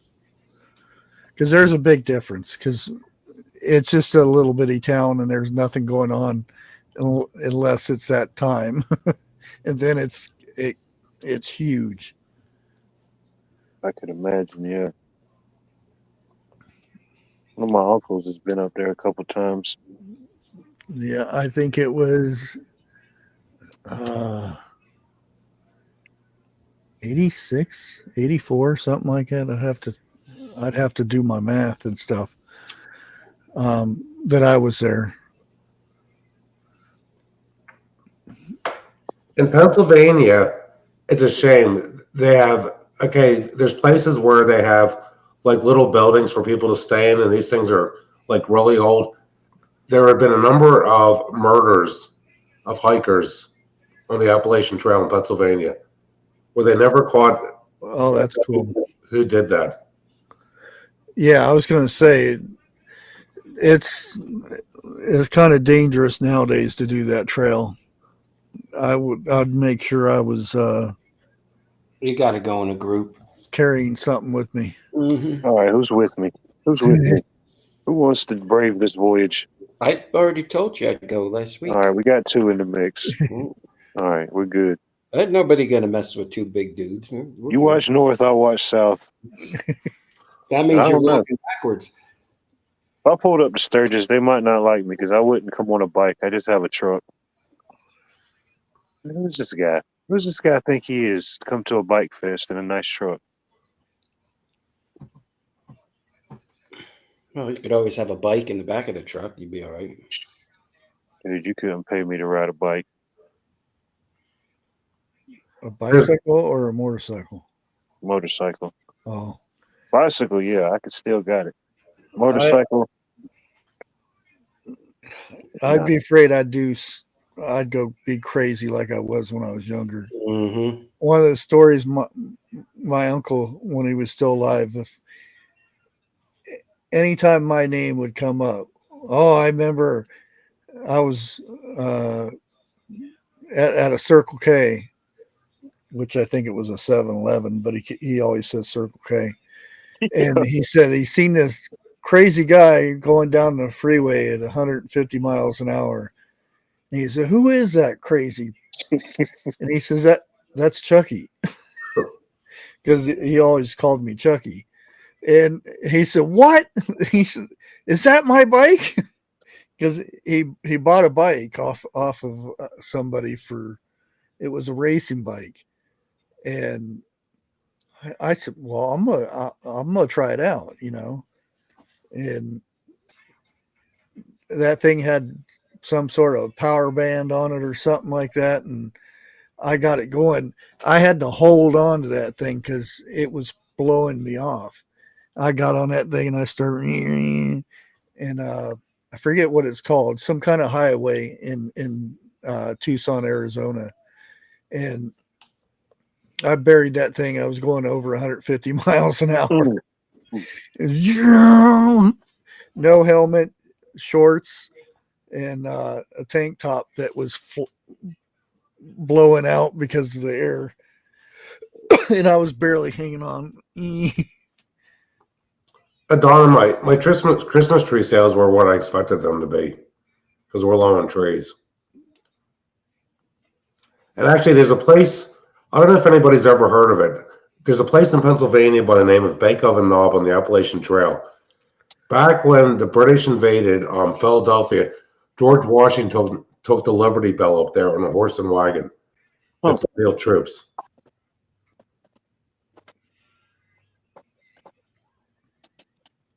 You figure that that's like 55 miles from us. That's like almost 80 plus miles to move the Liberty Bell up a mountain. And back then that must have been an ordeal. And what's really ruined on the Appalachian Trail, I figure this was in the 80s. We haven't been up there since the 80s. They have a parking lot up there. You go up this dirt road to get to the parking lot where hikers park. And all these teenagers would have, parties up there with beer. I remember being up there once with friends of mine. We're getting out of our vehicles, getting our backpacks on, and all these state troopers pull on, and they let us go because we told them we're hiking. They could see that we were hiking. We weren't up there with a keg of beer or 6-packs. Yeah, they have like post office spots that you can, like, if you need something sent to you, Yeah. you figure out where you're at, and they'll tell you the next spot that you can have a package delivered to. I've seen that. There's one near Hawk Mountain, and the place that has a really good view called the highest spot in PA, the Pinnacle, where there's this little town of Eckville. There's like a few homes, and one is where the post office is.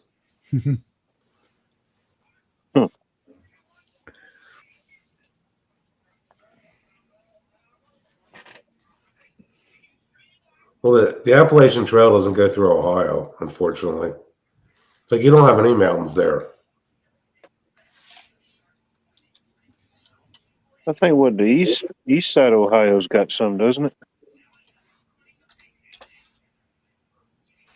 Not like the AT. I mean, I remember going to a wedding once, and right in Ohio, just a few miles from the PA border, and it was as flat as a pancake.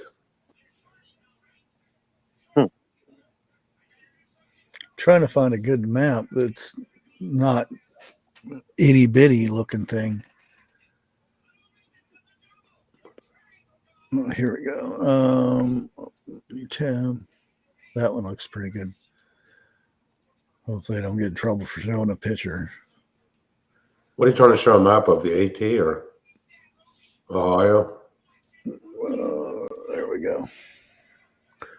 Okay. Oh, that's kind of better.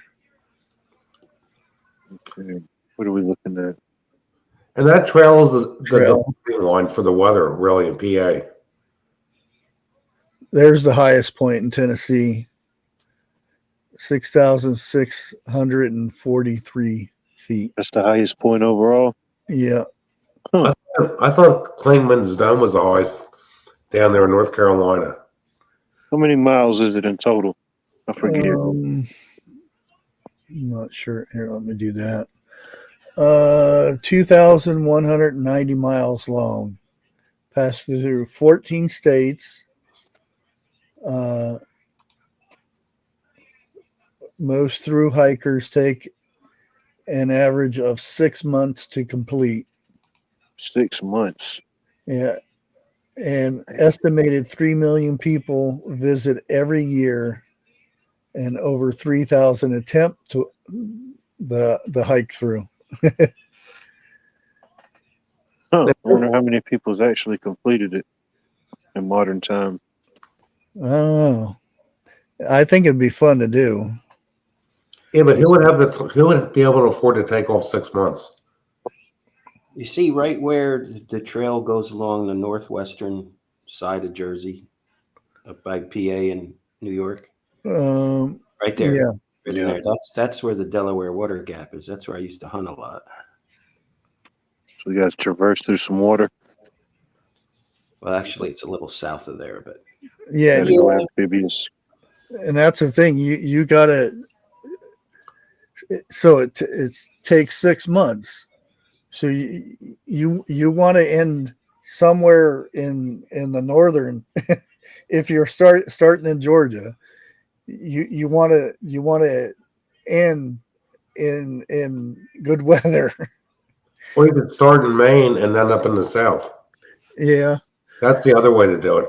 And actually, I know what Eric is talking about. Between the Lehigh Gap and the Delaware Water Gap. Lehigh Valley. Yeah.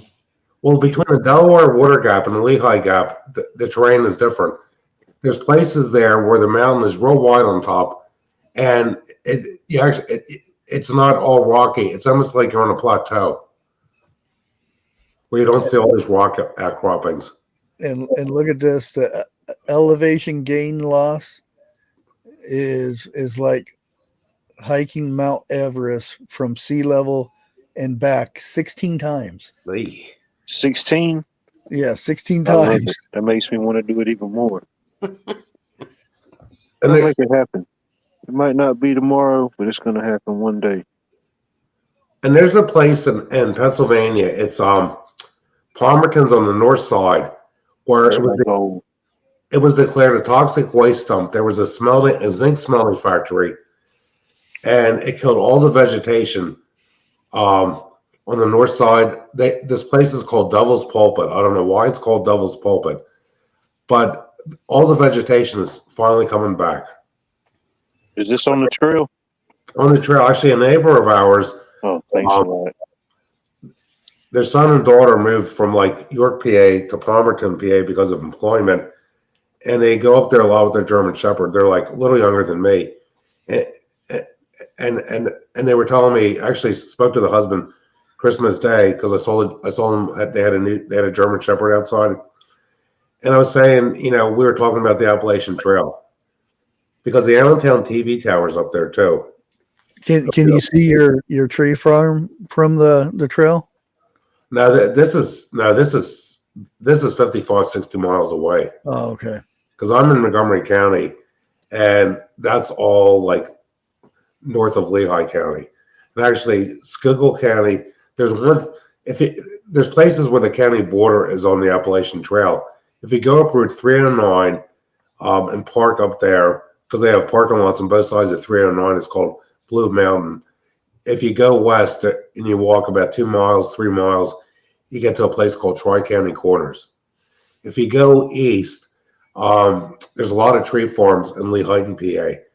But to get back to like the Appalachian Trail is the dividing line. I know tree farms on the north side of the Appalachian Trail, where the climate is just, they get snow because they're higher when it rains here. And it doesn't get, in the summertime, it doesn't get nearly as humid up there as it does around here. Yeah. Yeah, and where the Lehigh Tunnel goes through the Pennsylvania Turnpike, I haven't been up there in years. You can see a bunch of tree forms in Lehighton, where they have these, they're like rolling hills, and then you got like areas that are flat on top where people are growing trees. But it's all rocky soil. Yeah, I wouldn't mind doing that. It'd probably take me more than 6 months to do it, though. Yeah. Oh, That's what it said, 6 months for your average hiker. yeah. I haven't been hiking in a while. Not like that anyway. Well, years ago we met people. You know what it is? A lot of kids get out of college and do that. Yeah. They have like a break before they have to enter into a real job. Maybe I need to go back to college first. Yeah. The thing is, you'd have to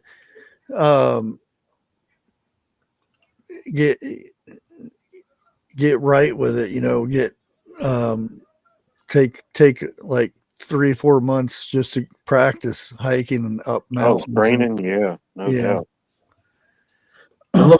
Because you'd have to have, just like Bushcraft said about mail, you'd have to have food mailed to you at certain stages of the hike. And look what it would cost now for those dehydrated dinners. Ugh.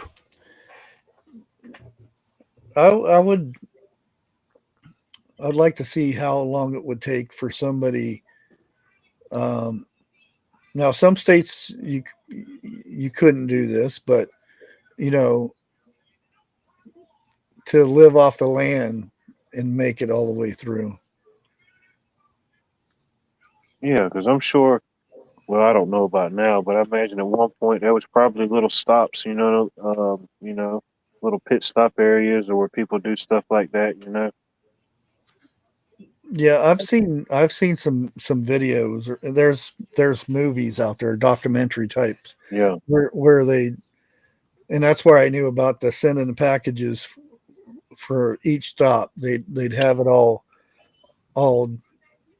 done up, and so we have to be here on this day because that's when the packages are supposed to be there. And the way that the mail is nowadays, oh boy. Yeah, I know, right? You could be done made it to another stop before that one gets to you. Who knows? Yeah, see, that's the thing right there is you have to time it right. Yeah. Well, excuse me, real close to the trail, just like in Palmerton, there's like little motels, hotels there where people get off the trail and they decide they're going to go in there and get a shower, and places you can buy food at. Yeah. Little places like that, I'm sure, yeah, still. Oh, Sure. There we go. Places like that count on the hikers. That's how they make their living. We have to stop by B's first and get all of our food. There you go. She don't think it's going to happen, but it is. And I forget the name of the brand. I think it was Mountain House. Made really good dinners. Just get a little, get one of those little stoves. One thing you can't do on the trail is start a fire, because if you have a fire burning, there's designated areas where they allow fires. Right. But most of PA you're not allowed to. Yeah, it depends when you're going through too. How it is, if it's dry. Yeah. My neighbor's daughter and son-in-law told me they just had a forest fire a few weeks ago on part of the Pennsylvania Appalachian Trail, where they went hiking and they turned back because there was just so much ash on the ground. By the time we go, we're going to definitely have a map of all these different little areas planned out, so I'll know ahead of time. Oh yeah, and there's groups and stuff that have places to eat on the way, and where you can sleep and stay, and places you don't want to go around, you don't want to camp in, and It's like the van lifers. They have an app for it that tells you where you can park and where it's kind of sketchy if you're a female and different things. Eric might be interested in this one. Okay, not too far from the Lehigh Gap, we saw signs up on the Appalachian Trail: no trespassing, keep out, nudist camp. Really? We never saw any nudist. Why would I know about a nudist camp? In the winter. Do you remember this location? I know they No, have. I got to take that one in again. It was closer to the Lehigh Gap. I said no trespassing. Yeah, you better not. Members only. Remember that movie, Wrong Turn? Yeah. You hear the banjos, that's too late. Don't even look back. You're talking about designated places on the trail and all this stuff. That, like in the city, you have DoorDash. Do they have Trail Dash up there where someone will just run your food up to you? Or? Trail Dash. Does Uber deliver pizzas? Imagine the money. Think about it. You could make good money doing that. Okay, years ago, the first time I went with friends of mine, I wasn't prepared. We just went for the day. That's what got me into buying Kenny hiking boots with Arbor soles back in the late 70s. Like if somebody went up there with just like casual shoes, sneakers, your feet would be killing you. Yeah. You can do the American Discovery Trail. Where's that at? That's it goes California, Nevada, Utah, Colorado, Nebraska, Kansas, Iowa, Missouri, Illinois, Indiana, Kentucky, West Virginia, Ohio, Maryland, Washington, and Delaware. Ooh, that's too much. I think bees on something. Drone delivery on the trail. Off pizzas and all that stuff. Yeah. And just talking about this brings back a lot of memories. Because every now and then, when I don't see anything worth watching on YouTube, I look at there's a lot of people that have channels where they just videotape their journeys on the Appalachian Trail. Yeah, we were talking about the one over in about that movie. I forget what the name of the movie was. The Way. Yeah. Well, you guys have all heard of the Centralia coal fire that never burned out? Say that again? In Pennsylvania, there's a place where Route 61 ends. I remember when first time I went to the Pinnacle, we saw signs and we were on Route 61 and we got off somewhere and we parked at the Kempton Rod and Gun Club. There's a town in Pennsylvania where a coal fire started, they think in the late 50s or 60s. They were never able to put out, and FEMA had to basically buy out the whole town. You're not even allowed. There's videos on YouTube and they say Centralia coal mine. It was a Centralia coal mine fire. It's still burning, and the experts say it's spreading into other parts of Pennsylvania. Well, that coal's got to be really deep in the ground if it's still firing. Well, they tried putting that out for decades. It may have been in the 80s. That was it. They basically, FEMA finally bought everybody out. Yeah. Maybe they could use a technique like, remember the first Gulf War when the idiots lit fire to all of his oil wells, and they finally they'd cap them, and then they'd use a shaped charge, and just that would put the fire out. They tried everything: the foam, water. I just saw somewhere in the last couple of days it was, I forget which state, but it was some type of mine collapsed. It was near a highway or a road, and man, it made a huge sinkhole. I forget which state that was in. I forget. I saw that on the news. It was a 40 by 40 foot sinkhole, 40 foot deep. Well, it was Florida, wasn't it? next to that big old apartment complex or something? There's so many sinkhole stories down here. I can't This remember whole which state state it is was in. I didn't even know they had mines in Florida. What were they mining in Florida, Eric? well, salt mines. Salt? Yeah. Well, there's actually natural. Fill them with water, and they would turn into a bass fishing haven, and then they'd move along to the next acreage and ruin that, and then the phosphate pits, and then they dump it into the Gulf and kill all of the fish here. And Hey, Tony.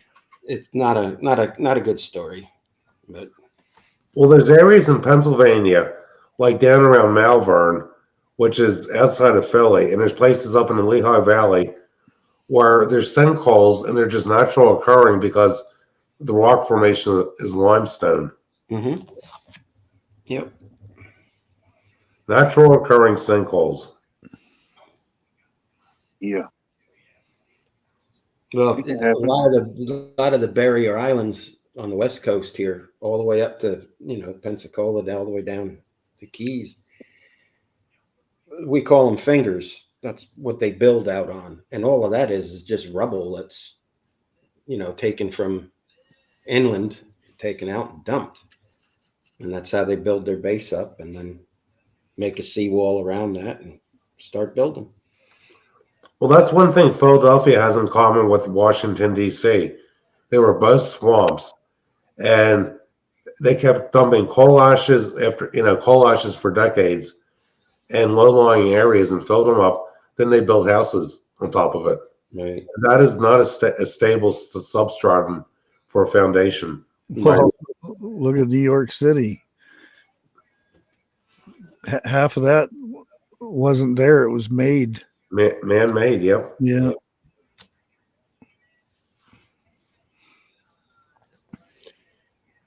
Yeah, you guys are talking about mines and this and that, and it just came to me. I don't know why. Do you remember when that little girl, Jessica McClure, fell down that well? Mm-hmm. That was that back in the late 80s? 80s, yeah, should have been. Days to get to her. They had to drill sideways. Yeah. And they finally got her out. And then there was that group in Jim, you probably know this. Was it South America? Those miners got trapped, and it took them like a week just to get into the, where the miners were, and they'd go up and down in this little tram. Yeah. You could only fit one person at a time, and it took like 3 minutes to get to the top. 13 or something like that. Something like that. Was the name of the movie? Oh, I don't. That's right. They did make a movie. Someone in chat will pop. B will get it. Yeah. The other one was 87. 87. The 80s wasn't a good year for people getting trapped. Well, not only that, but think about it. The last guy out of that mine, he's down there alone because they had a camera down there. Yeah. So he's got down there alone. I don't know how many miles, just waiting for this tram to come back to get him. And then he's got to lay on his back like a cylindrical coffin, and go back up the. I don't know. That's a lot of stress. I'm not sure if West Virginia beats Pennsylvania for coal mine disasters. Well, I know Ohio has the worst one. When did that occur? Oh, way before I was born.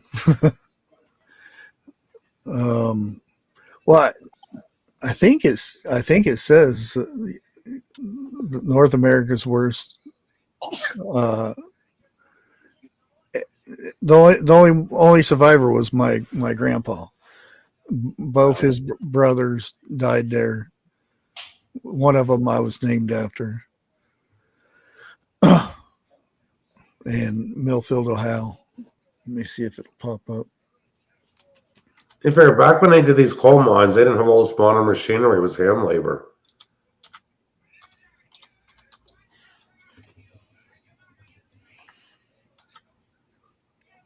Oh, yeah, there it is. Mine disaster. Man. 82 men. I wonder if they ever recovered all the bodies. Partly, Yeah. yeah. Some Rough of line them of work. weren't all together. Because I remember my grandpa's saying that he had to carry a couple out in trips.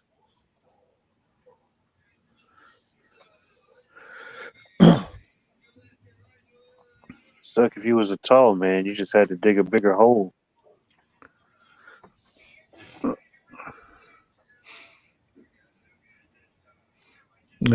He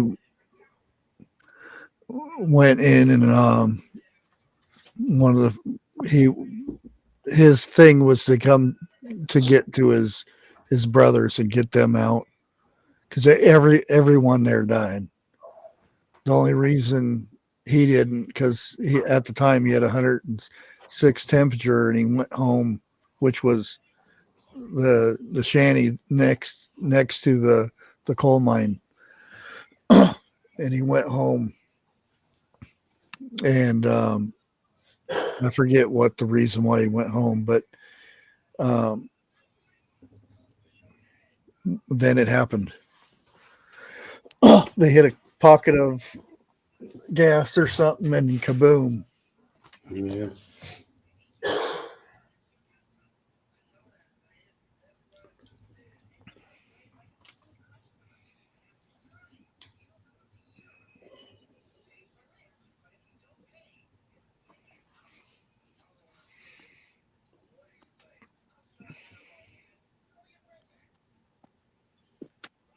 It's like the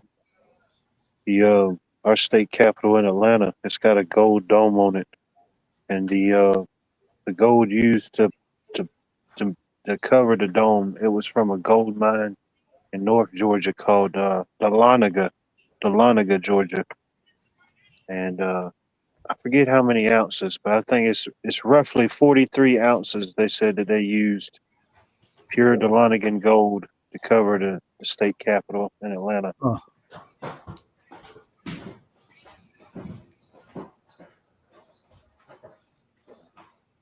Still to this day, you get people that travel in and around that area, trying to find some little pockets or, some little nuggets.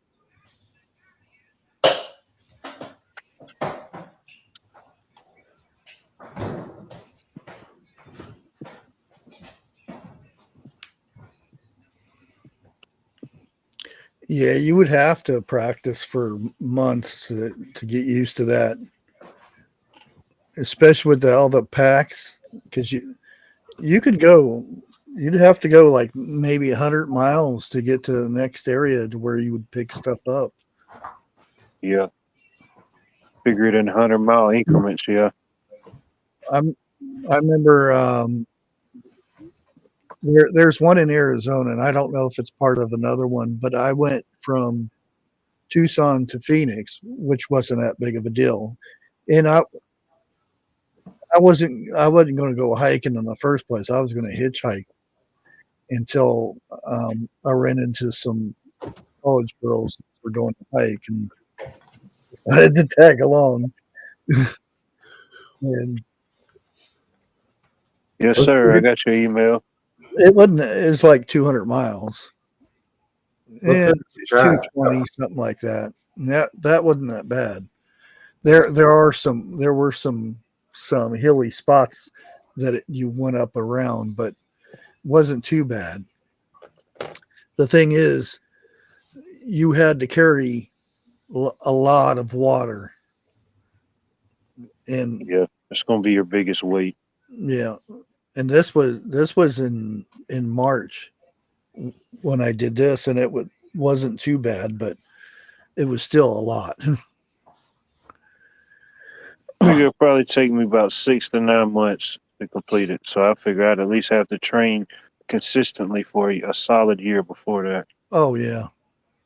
And it's important because when we used to do Pennsylvania in the summer, to have maps of the AT, because there were some places where you could get actually cold water that was just running out of a natural spring on the side of the mountain. Oh yeah, I would see that would be the thing is, depending, like, because there'd be fishing, and you'd have to ahead of time Plan that out. plan ahead of for that, so you wouldn't get in trouble. I mean, because you could go fishing, because that would save a lot of money and a lot of weight to Oh catch yeah. your fish or catch things to eat along the way. Well, on the Appalachian Trail, up in the mountains, there were no fish, unfortunately.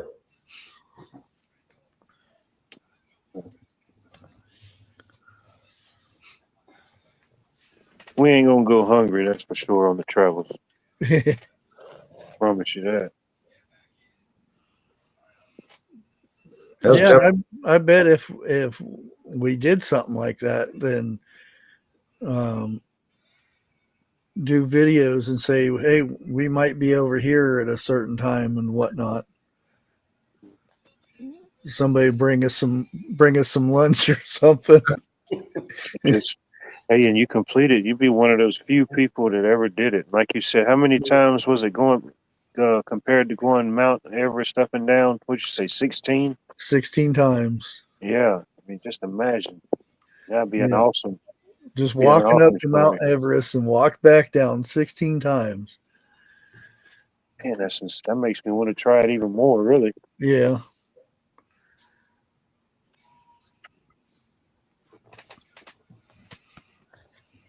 I would never want to try to climb Mount Everest. My dad knew a guy. Too cold. Okay, he got up to over 20,000 feet, and then he had problems with his brain hemorrhaging and had to be taken down. This guy was an avid hiker. But when we complete the Appalachian Trail, we ain't got to worry about Mount Everest. We done did that 16 times. Well, there's a big difference from hiking and climbing Mount Everest. Oh, yeah. Right. Yeah, I'm not climbing. I'm just hiking. Yeah, because the idea of what they say, walking up and down Mount Everest, is just the altitude or the range, and then going back down to sea level. That's not actually doing it, because you're climbing up Mount Everest in freezing weather. And you got oxygen change and all that Yeah. other Yeah, I'm atmosphere. not built for that. That beats you up. We'll stick to the old Appalachian. Yeah, the climate differences. Hey, Vineyard Chicks, good to see you. Oh, Find the right time when we don't got to Jeff deal in with there snow. too. Hey, Jeff. Yeah, Jeff, I saw him chat earlier. Jeff, are you close to the Appalachian Trail? I don't think he is. I might be wrong. He's near some mountains. I know that. We could stop there for food. What? We definitely could, I imagine. Hey, Vineyard Chicks. He's close enough to holler. We'll figure it out.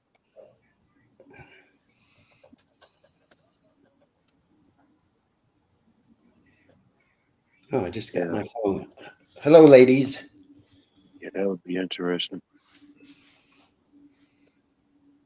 You can get it set up with, I guess, certain cameras where you could document it all, you know. Well, B could film it from the drone. There we go. Yeah, a lot of people that have YouTube videos of the Appalachian Trail have done some of it with drones. Somebody has a video showing what Bake Oven Knob looks like from a few hundred feet up with a drone. I think my nephew's got one. We might have to bring him along. Yeah, you have to have a lot of solar charging along that way. That's why I got this. We'll let him carry all the heavy stuff. Where is that? I got it somewhere. I think it's in my bug out bag. I got an idea for solar charging. Make a hat that has solar panels on it and have that hooked up to the cell phone. Well, I've got one that unfolds, and it's, I think, 5 panels on it, and you just hook it to the back, hook it to your back when you're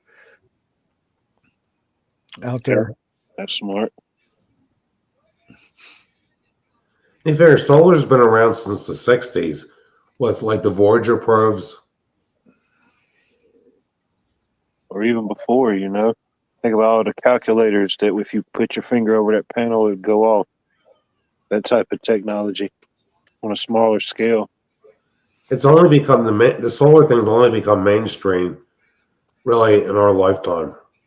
Yeah, it's how long did I say? 3,200 and something miles or something like that. Yeah. From Georgia to Maine. Springer Mountain to somewhere past Mount Katahdin. Well, one thing what you can do is do the trail, go into Tennessee, and then turn around and go back. And you can say I did the trail in Georgia. That's true. Yeah, that point in Tennessee is the highest elevation, so Well, it's further in though. yeah. But still, you're going up. Yeah, I'm already there, yeah. Yeah, that's for you. That would kind of suck because once you get to Maine, you have to go all the way back down. Yeah. You have to get a ride back. It's just me and Eric. We might have to start at the top. I'm getting on a plane. I'm not getting a ride. You have to walk. First class. Yeah. Well, people take a train. It's called the Cog Railway to go to the top of Mount Washington from the valley. I've been on it twice. I might take a train. And that's the way the train is set up is the engine is actually jacked up a little bit like a dragster, and it's got a hook underneath it, and it actually goes over each cog in the track and hooks onto it. But it doesn't pull the train up; it pushes the train up. So the train, like a little booster. Mm-hmm. And then we did it once in a car, and my grandmother didn't like that. Most of the time, you're not going to have signals up on in some of those locations anyway. It's just for like, I would use it for recharging my GoPro, and then I'd have to have a laptop with me to edit the videos in hotspots and then upload, and then because you got to document it, or people say, "Oh, you didn't do it. You just said you did it." Oh yeah. And up near Mount Washington, they had signs, and while we were young and fearless, they had signs, like day hiking only. You weren't supposed to sleep off the trail. They actually had people coming down from lakes in the clouds looking for people. We snuck off the trail and pitched our tents. We were lucky they didn't catch us. And the bugs were so bad, we had to keep the tent doors closed, the screen, because of the gnats.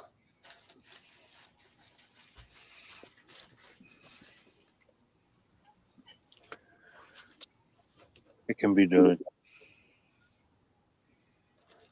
Well, yeah, here it is. I found it. Here, let me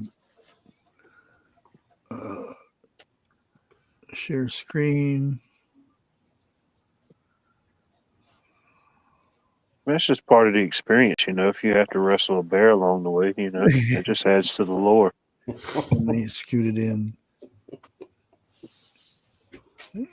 Yeah, it was somewhere in here because I remember it was right before the mountain, or at least I said it was a mountain because it was a steep one.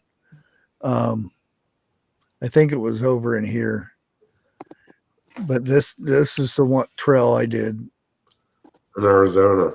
Yeah, but I didn't go all the way. I got off over here somewhere. I forget. This one doesn't have the roads or anything, so it's kind of hard to see. How high was the elevation, do you think? Did you see conifers? This over here was a doozy.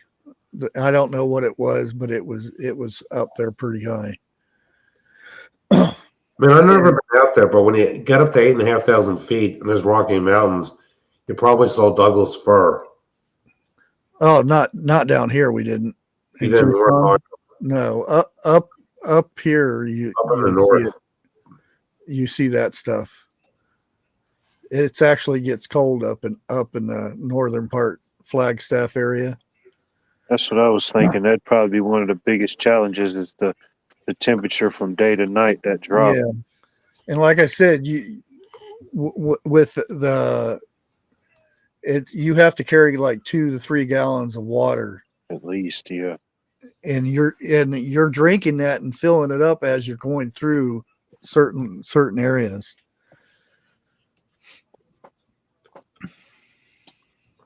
The thing I don't like about summer hiking is the water gets warm. It doesn't quench your thirst as well. No, in Arizona, there's no thing as cold water.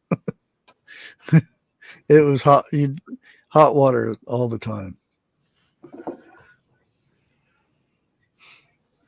Unless you found a spring coming out of a mountain or something. Dang. Well, Jeff just did a part of the Appalachian Trail, 613 miles, thanks to Dana B. Oh, Dana kicked him. Okay, that's okay. Yeah. So Jeff would have to walk 613 miles just to get on the trail. Home. I don't know if he'd want to walk after that. He could take his riding mower. Hey, be nice. Your cat acting up? No, they're being ornery. Aggravating another one.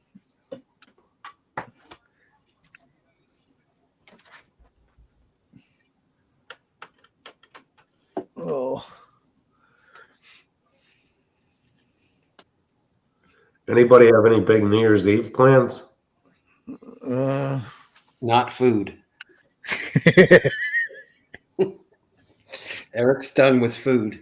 Unless you're going to send us some fruit Fruitcake? cake. No, that's already at the bottom of the bay where it belongs. You can't go a week without eating, though, all right? No, I'm just shutting down. Within reason. But you quit eating?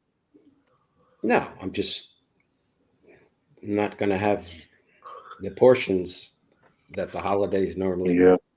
I need to stop having that second and third piece of cheesecake myself. But your belly's all stretched out for it, ready for some more. That's why I love stretchy pants. Nope, no stretchy pants. Come on, man.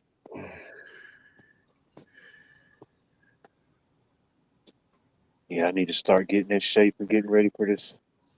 Yeah, how you going to do the trail, Watt, if you're hammering birds Don't and do it fruits? around Christmas time. Yeah. Just, I think we need to end around Christmas time. We need to time it just right where we're back around Thanksgiving or Christmas. That'll be our reward. You know? Just get someone to drop you off in Maine. Oh, it's lobster up there if I'm that far up. You got to get a lobster if you're in Maine. You got to. Yeah, but the trail isn't near the ocean, I don't think. Never been up Make in. arrangements. Well, B's going to fly it in with a drone. Get canned lobster if they have such a thing. I wouldn't doubt it. They had canned tuna. Chicken out of sea. That's where I learned a lot of survival skills. What kind of food to take backpacking. Oh, yeah. Spam tasted good back then. Spam? yeah, but that's heavy stuff, though. Yeah. Yeah. All those cans. I would just take beef jerky. Get your protein. Yeah. Well, I don't know if I'd want to eat MREs the whole way. I could have them shipped to me. Every now and then. That's thinking. Ooh. Animals will try to get the stuff. One time when we went to Mount Washington, I had a container of peanut butter in my backpack. Some animal chewed through the backpack through the one compartment and got to the peanut butter.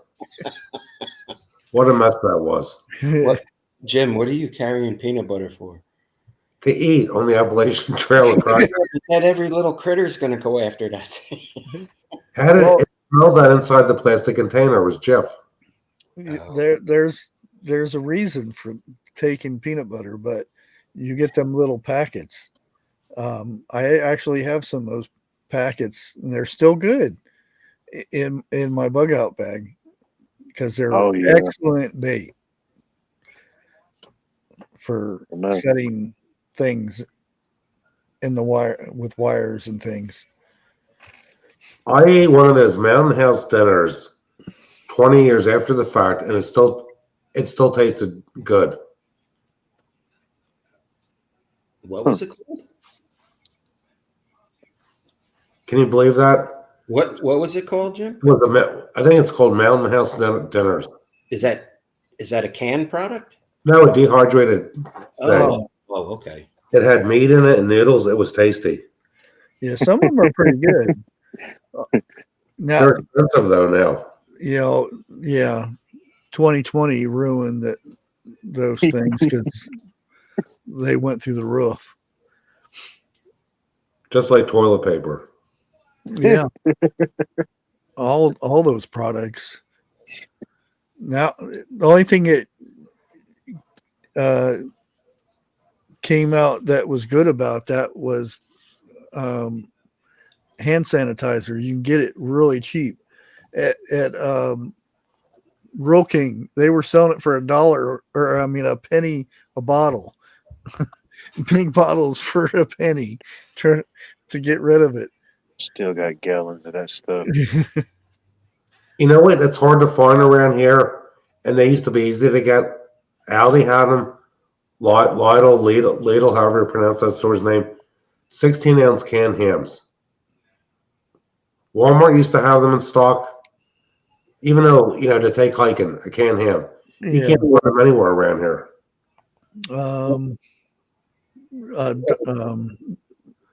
Dollar General has them. Family Dollar has them. That's about it. Dollar General has them. Yeah, and the Dollar General. But why did the grocery stores stop selling canned hams? I don't know. And canned corned beef, that was another delicacy to take to the mountains. Good night, Vendor Checks. Good night. Good night, ladies. See you Sunday. I left some peeps down in the chat. I said bunky, not monkey. What's Jeff talking about? It's probably his text-to-speech thingy messing up on him. My talk to text is horrendous. Oh, Walgreens is probably really expensive, though. Oh, we went to CVS today to get candy clearance, the wife and I. One can of pink salmon was like $6 something. Yeah. Dang. I used to get them at CVS on sale for, I remember 20 years ago, $1.50 a can, then $2. Then around 2020, the price just shot up.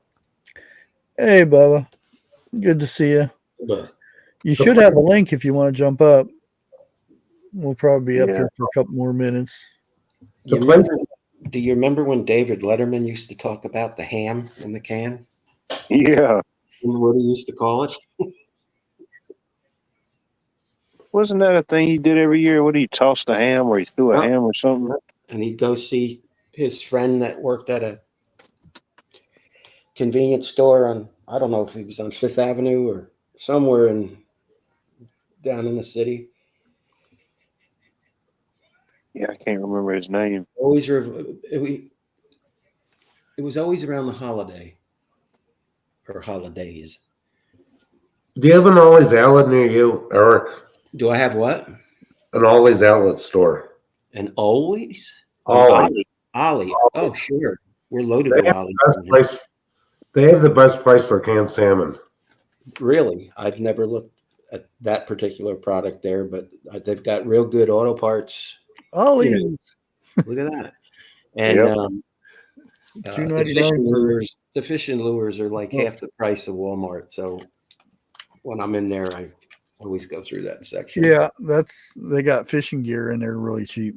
Mhm. Every once in a while, you get some good stuff. You can get like area rugs that are dirt cheap. You know, they're bound and they're wrapped. I mean, it's decent quality. It's not the best, but I mean, you know, for the money you're spending, and it's always crowded. Well, their email, you can get a 15% off coupon a few times a year. Well, I'm part of the Ollie Army. I actually made to the rank of general. Spend so much money there, so I get that automatically. Cheers to you, General. Yeah, did you buy air fryer from there? The young lady that was taking care of my mother before she passed, she actually bought me an air fryer on my birthday. Oh, And that's the one I still use. But they've got everything there. oh yeah. You know. Yeah. I like that they actually have a book section. Yeah, I love her. That's what I go in there and get books all the time. And they've got how do I put it? They've got a catalog of a specific Pew Pew book that normally sells for like $30, and a 2023, 2024 edition, you could get it for $10. Yeah. Oh, So yeah. you got, I guess it's overrun. You know, the bigger labeled stores, what they don't use, they send to Ollie's. You used to be able to get a can of Freon there for $5.99, which is, and it was R134 too, which is dirt cheap. I mean, auto parts store, it's like $15 for the same, you know, same product. But the one thing with Ollie's is they don't know what they're getting. Whatever on the truck, they offload it, and that's what they put on the shelves. Yeah. It's kind of a Close crap. shops. Yeah. When J.C. Penney's closed around here, they had a lot of men's clothing that came from J.C. Penney, and they even get overruns from Walmart. Sure. Yeah. My sister works at Home Goods, and she says they never know what they're going to get on the truck. You know, what they get, they got to, you know, offload and, you know, put out there. Most of the discount stores don't know the manifest for the trailer they're getting. It's just open the door and go get to work. Big Lots, same thing. Yeah, you can get good deals there too. Yeah. Sometimes I'll get some like coconut water, and I'm like all happy until I buy it out and it's gone. I'm like, no, it's so cheap.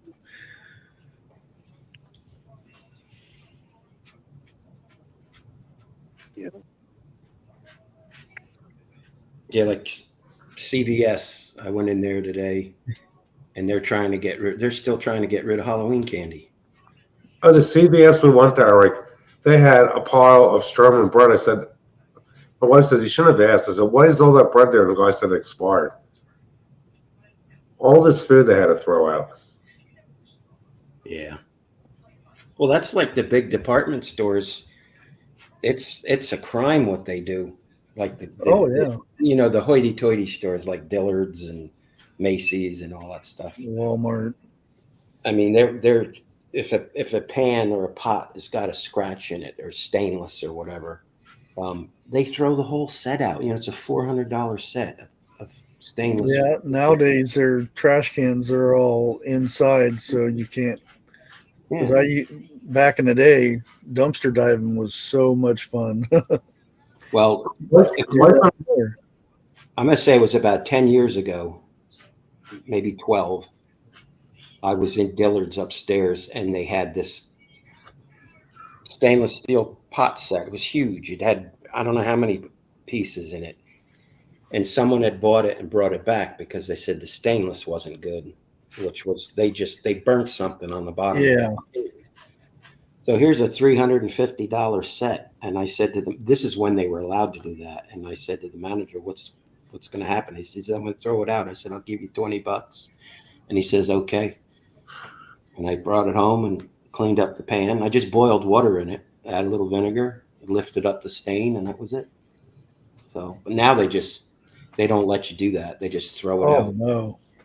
They should donate it to the poor or give it to a thrift store that helps the needy instead of doing that. It's waste.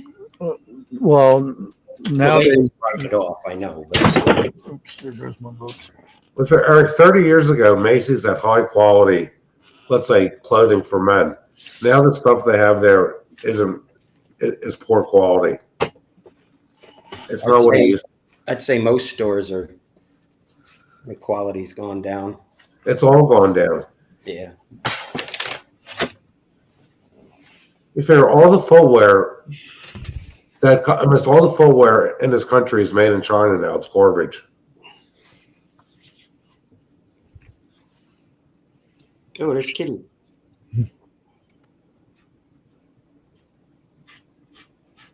Every now and then I'll go into Ross and I'll find a pair of shoes in there my size in Ross sometimes. Right? Ross or Bell's or Marshall's or. But even those type of stores, I think even like Ross, they're like closed out, so they never really know what brands or sizes they're getting either. You know, they just get a shipment in. It's factory overruns.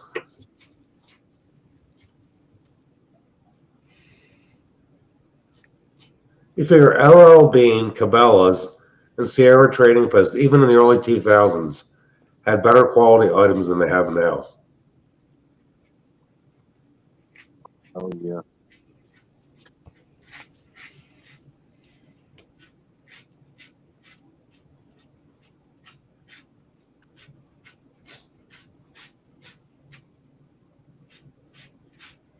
Is that the cat making a noise?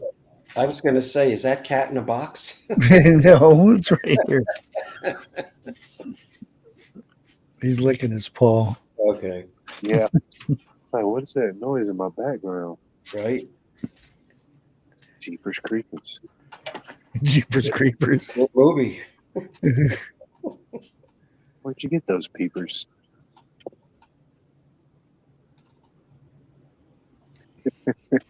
I was scrolling through the YouTubes the other day and I found this cartoon. It was Batman versus Jeepers Creepers. Oh, that was funny. Batman versus Jeepers Creepers. Yep. World's greatest detective versus Jeepers Creepers. Did they get him? Oh, he got him. Did it say pow, bang, zoom? It was like they made it look like the 90s style animated Batman, if you've ever seen that style. Yeah. Kind of looked like that.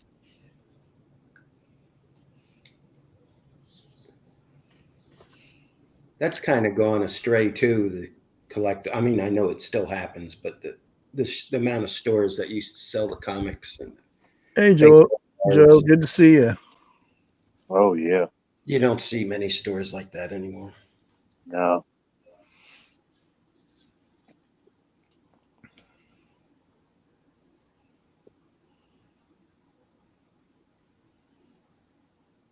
They got one big store by me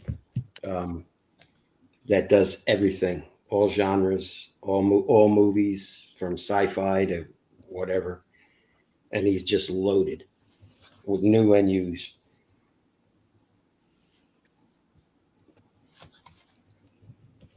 I guess Gordon State is from New Jersey. Yeah, that's Joe. He's from my home state. Yeah. Good to see you, Joe. New Jersey. I was looking at AliExpress, like clothing, let's say like a jacket, and people say the reviews on there, if they order if you need an extra large, order a 4X. Because the size so small. Dude, I have to order like an 8X. I probably need the 6X. Me and Humpty Dumpty's wearing the same size off of that site. Man. Yeah. Being the big and tall, it's always kind of leery ordering stuff. Like, man, I hope it fits. Well, I bought a few items from AliExpress, and then on the bill I saw there was a currency exchange fee. Yeah, I don't know. It was still worth it though. At that rate, you definitely hope it fits.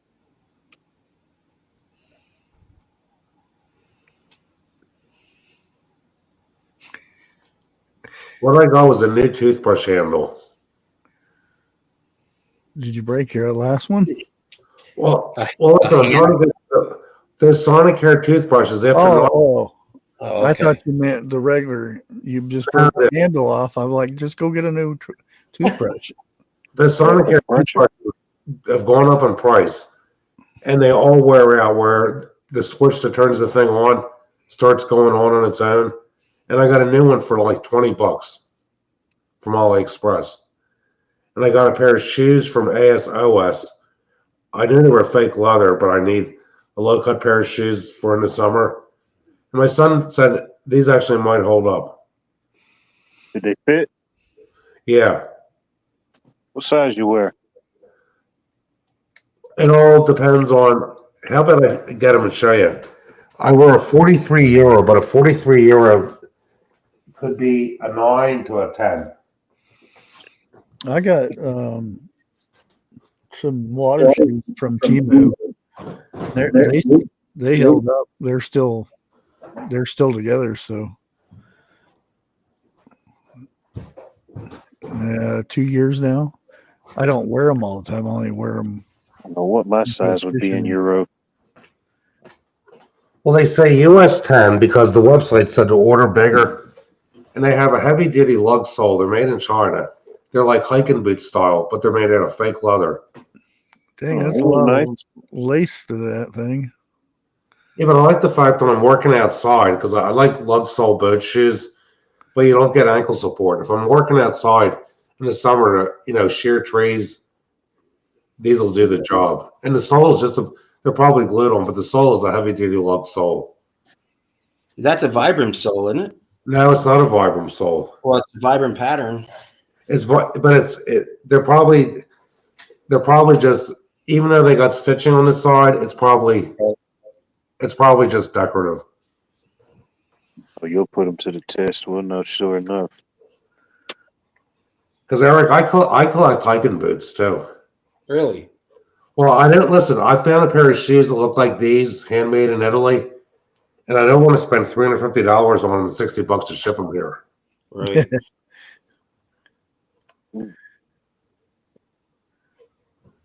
Yeah, One of the, I have them in the garage. One of the Yeah, and he said the one guy was watching that was turning the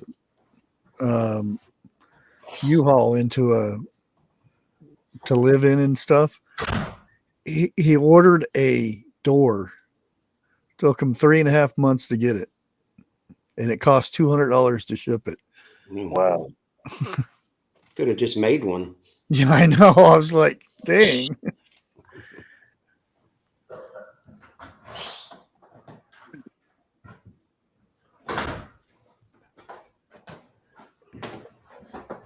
Yeah. Above all else, make sure you get him on your show. Definitely. Now, these are Vibram, Eric. I got these. I couldn't believe how old these are. These are Dunham boots I got in the middle 2000s. These things I've been wearing for a few years. That's a good brand, Dunham boot. Yeah, but they don't make boots like this anymore. I got these probably in 2007 from Sierra Trading Post for $99.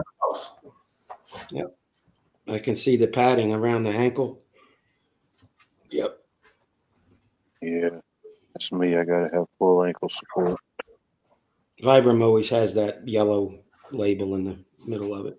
Well, there's actually a sole that beats Vibram. It's okay, Holly.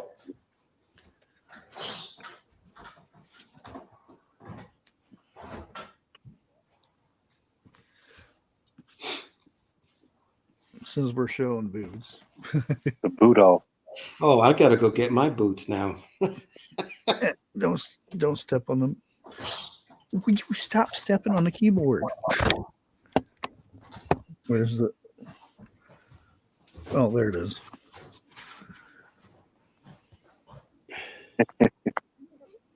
Oh What's yeah, it say? Oh, Georgia boot. there you go. And Absolutely. Steel toe. steel toe. Caught me at a disadvantage. I don't have any boots on standby at the moment. Steel They're out of toe. reach. Where to go? No, I won't hike in those though. No, not for. They're not for hiking. Yeah. I've only worn these a few times, Eric. I got these in 2019. The leather is almost 4 millimeters thick. Wow. I got these custom made, sent to me from Italy. Nice. Kind of looks like an alpine shoe. Well, a pair of these weigh 6 pounds and at 43 euro. Oh man, pick those up. I mean, these are all handmade. There's like screws and rivets in them. The company is called Tremi. Hiking boot. Neat. It's nice. That looks like good hunting wear too. I'm not sure if you can see how thick the leather is on these. Let me. Yeah. The average leather thickness is like 3.5 millimeters. See that in the back? I can tell by the white stitching. It's thick cord. They're not even Norwegian welt. They're actually triple welded. Actually, the company that made these discontinued these, and I contacted them in 2019, and they special made a boot for me, and I did a YouTube video, and now they brought back the Tremi 137 hiking boot. These are like the old Wrigley ravines on steroids. Did you get royalties? No, but it's like the. Okay, I contacted all these companies in Italy because I got sick of the stuff from America, not holding up. And they were the only company that emailed me back that would make a low-cut boot. Grinnell emailed me back, a few other companies, but I don't want high boots. These are shaft height of like, 4.5, like 17.5 millimeters. They call them mutlocks. Well, they're mountaineering boots. No, it was beach arming. Yeah, snow boots. They call the Eskimos the boots they wear. Yeah, that's Mutlocks or something like that. I forget. Some of those Eskimos and even the ones in Siberia, they make their own footwear. Oh yeah, isn't that amazing? Might need to get some for my journey.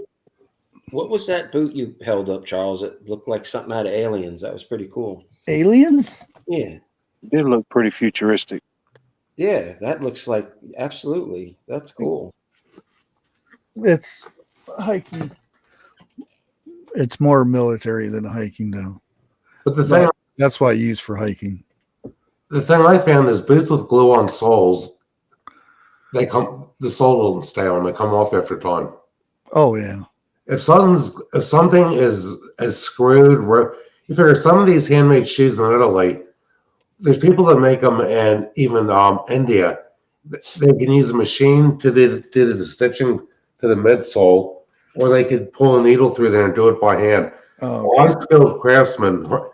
Somebody in this country that makes a shoe like this, even limber, they're charging like $600 or $1,000 for a boot, for a pair. I paid $289 for these in 2019 with the shipping. Yeah, if you could get one of them to make you some of those mucklucks, that's something to hold on to, because those things are awesome. Of course, it won't tell you what they're made out of. I bought a pair of Alico Tahoe boots from Sarah Trading Post, a few years back, and I took care of them. 9 months, all the leather in the shoe just cracked.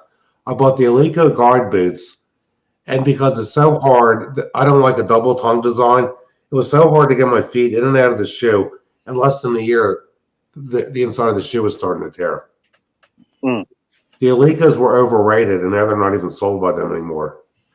Jim, you remember the company called Sorrel? They make like snow boots. Well, yeah, those are the boots I wore in Jersey when I hunted. blue. They were very pliable. You know, they were good in the field. They didn't wear you down, you know, with weight and all that, but they were comfortable and warm. And the thing I found is when they have the machine, okay, when the guy holds the boot, it's real meticulous to stitch that to the midsole. There's like a tar that comes out of there that makes it waterproof. I had Reeboks, the pump you up kind. Yeah. I had Timberlands too, but that's I another had a story. pair of Reeboks like that. Well, some of the Timberland isn't what they used to be. No, they were much better back in that day. Well, back in the 80s, they were half decent boots. Yeah. They weren't cheap either in the 80s. Oh, I loved moccasins. The boots, the moccasin boots. Oh, that was the 80s wear there. Some holy jeans and moccasin boots. Well, I found out emailing the Tramy people using Google Translate. They made one shoe that was sold in this country. It was the Kenny Colorado hiking boot. They made one shoe and that was it. And there's people still trying to sell those used on eBay. And who'd buy a boot that was made in the late 70s and 80s that's used and beat up and dry rotted? The used shoe business. Well, like I said, most of the footwear sold in this country, it all comes from China and it's just junk. Oh, majority of, even Nike and all those, that's none of it's made here. China. Yeah. Well, if you're lucky, it's in China. A lot of it's in bad places. Yeah. I bought a pair of Eddie Bauer K6 boots like 5 years ago, selling sale for $100. And in 6 months, the material inside the shoe was starting to tear. And I was surprised they took them back. I can find that one place. If you do a Google search, if you do a Google search, Calzator Scarponi, you'll find all these companies in Italy that make these type of boots, but most of them won't even respond to an email because it's a lot of paperwork to send something to the U.S. with customs. Oh, sure. They'll tear the box open coming through customs. They didn't tear this box open, I can tell. I found this website one time. I've got the link somewhere. I just don't know where it's at. That had like military style stuff that sold to SWAT and different things like that, and they would have they're real expensive. I mean, like $500-600 boots, but if you looked on the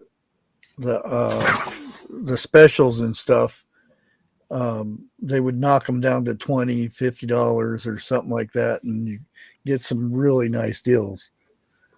Well, India has a lot of companies that make handmade boots. There's one I've seen online, Craft and Glory, and there's companies in South Korea that make half decent hiking boots, but they just won't ship to the USA. And trying to find them I can't. Like every now and then, I found a list of stuff came up. But how are you going to contact people in South Korea with the translation? I wonder why they won't ship here. We protect them. What's that all about? What's there 70,000 GIs on the 18th parallel there, and they won't ship here?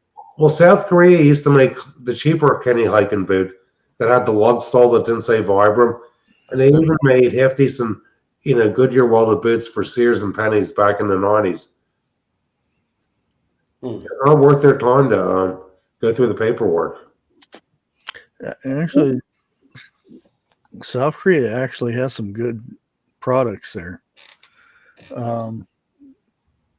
It's been a while, but my uncle had a thrift store, and he bought a bunch of stuff from somebody that was stationed in the Army there, and he had a bunch of stuff that he had bought over there and stuff, and there was swords and knives and stuff, really good quality stuff. And he bought it all for like a low price.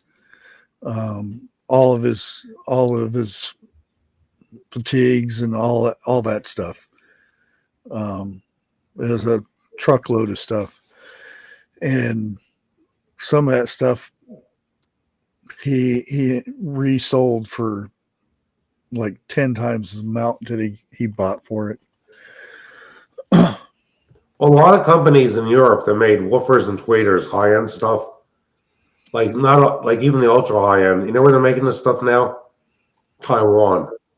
And it's high-quality stuff. It's better than the stuff they make in China. Well, that's where they're making all the chips, right? Well, Taiwan Semiconductor, yeah. And actually, Parasound that makes high-end audiophile amplifiers. The guy that owns that company, they've been making them there since, I guess, the late 80s. I got replaced a woofer and a tweeter in one of my. Actually, I did both right and left speaker. They were NHT. Now hear this speakers. I know the guy that created those, Ken Cantor. Really? Yeah, for an audio form. Yep. And they have a great sound, but when I blew them up, the woofer and the tweeter came from supposedly, well, it said Taiwan on the back of them. So Ken Cantor used to post on Audio Karma about a decade ago. He's involved with all kinds of stuff. He started a company where he's making these little amplifiers and speakers for guitars with an 8-inch or 10-inch driver, solid state electronics, and actually sounded pretty good for what I've read. Yeah, I remember this guy claiming that he had his sound system was the best system in this. There's no music that will blow his speakers and this and that and let me try. I played something on there. Right. You set that bass and treble the right way. I can blow it up. You can blow it. You see behind me, Eric, I build loudspeakers. I used to, as a hobby. The left-hand corner on your right shoulder? Those aren't just a box. Those have a transmission loading of the drivers. Nice. And actually, I could show you what I just did for my son. I had to do a repair for him.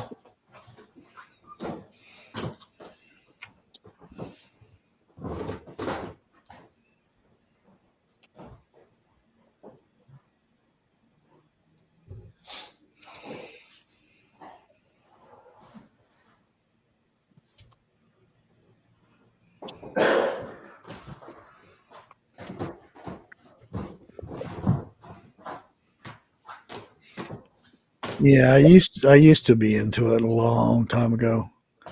Well, especially when I had my Monte Carlo. Yeah, I had all the good stuff in that thing. My son noticed that the surrounds were coming loose. These were made probably in 1979. Okay. And it was a pain in the ass to clean them up. I used WD-40. These are Dallasford 6.5-inch backstring codes. Can you believe they've lasted this long? Made in 1979. Wow. Well, they were made when they were good. These were made in England. And I had to like undo the surround, and there's paper behind it that tore and re-glue with rubber cement. Right.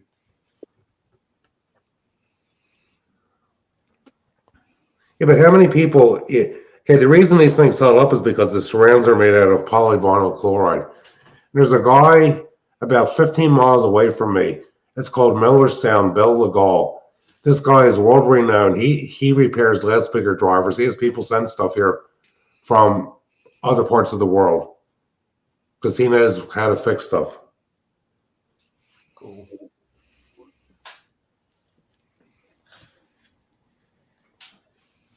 Now, if you have a problem with those NHT woofers, the best option would be to send them somewhere. They could replace the voice coils. There's no more of those drivers left on the planet, probably. Well, they're fixed. They're good. Oh, you got it. Yep. They're good. What happened to the drivers? Well, one got split, but that's another story. And The cone? yeah. So I tried putting, the gluing on new, caps, and that lasted for a while. And then I just was doing internet, mail order, and ordered up the size. And when they got here, it said Taiwan. I can't be for sure that it's exactly from the company you're talking about, but Because I know Ken Cantor had all that stuff subcontracted to factories in China. I mean, in Taiwan, not China. But I know the sound is just as good, if not better, than the original sound. So, What size woofer were they? 6.5? I'm thinking maybe closer to. It could have been 6.5. I was thinking 8. Are they polypropylene cones? I believe so. Okay.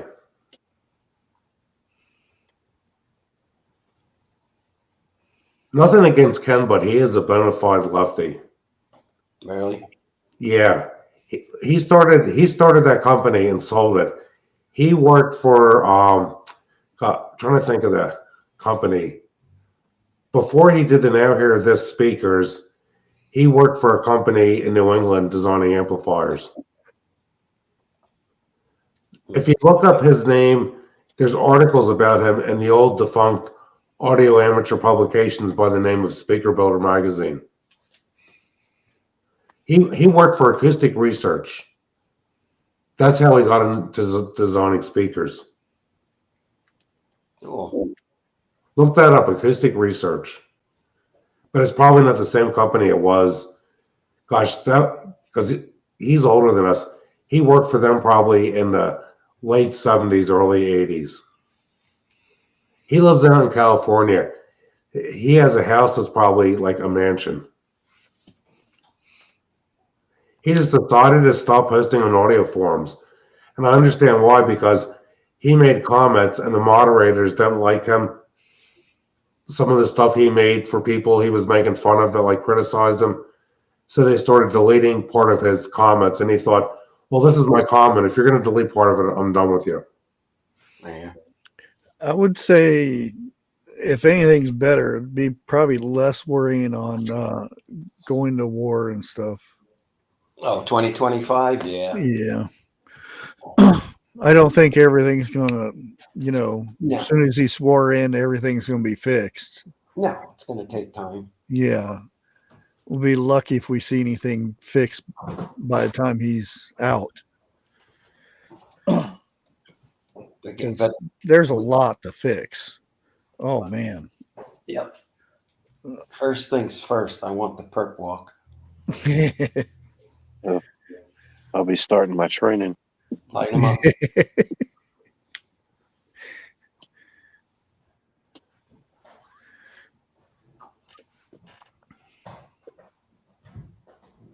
But I'm sure someone will try to stick something in the cogs of progress when Oh, yeah.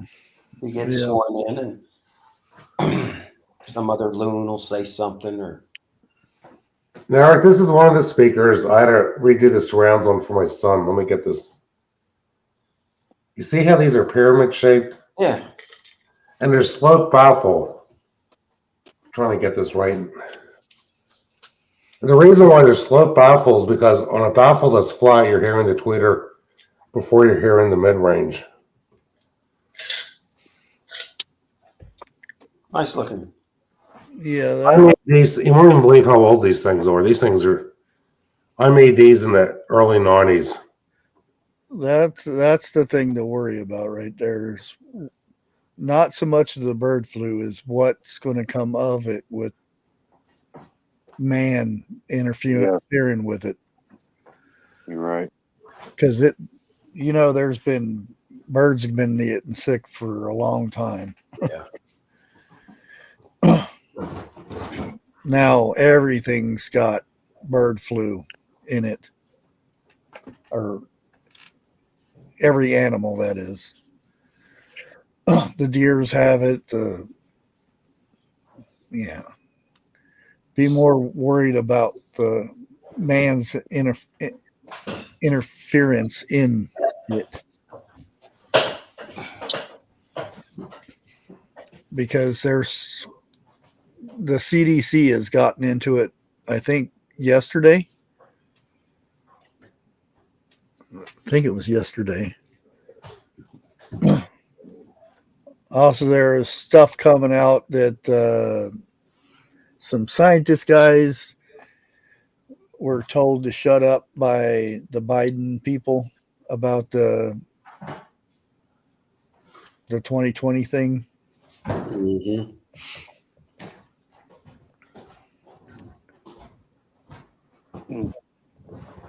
Oh, that's what it is. CDC is claiming the bird flu has mutated now.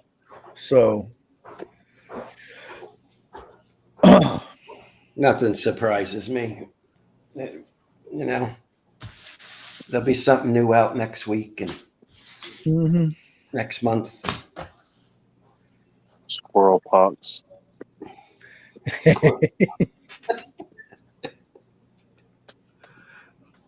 Yeah, you got to watch out for that one. Right. I got a vaccine for that, or I should say a drone vaccine. It involves brass, powder, and lead.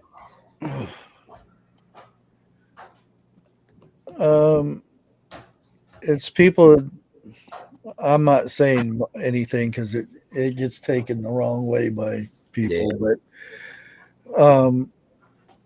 study the Bible.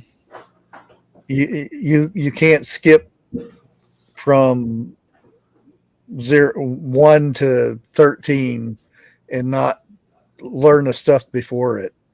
You can't go from Genesis to Revelations, basically. Well, if you read Revelation, you're going to get into all the Bible, because it references a lot of stuff in the Bible, the Old and New Testament. I mean, Matthew has so much stuff that pertains to Revelation. What do you think of the Apocrypha? There's a lot of Revelation parallel in the first and second book of Esdras. I don't know. But you figure over in Israel they don't consider that as the sacred, holy text. It got thrown out. It's in some of the Catholic Bibles, the Apocrypha, but they don't consider it to be like the holy word of God.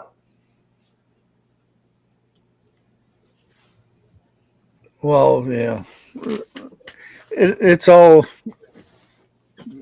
what you believe, I guess, because the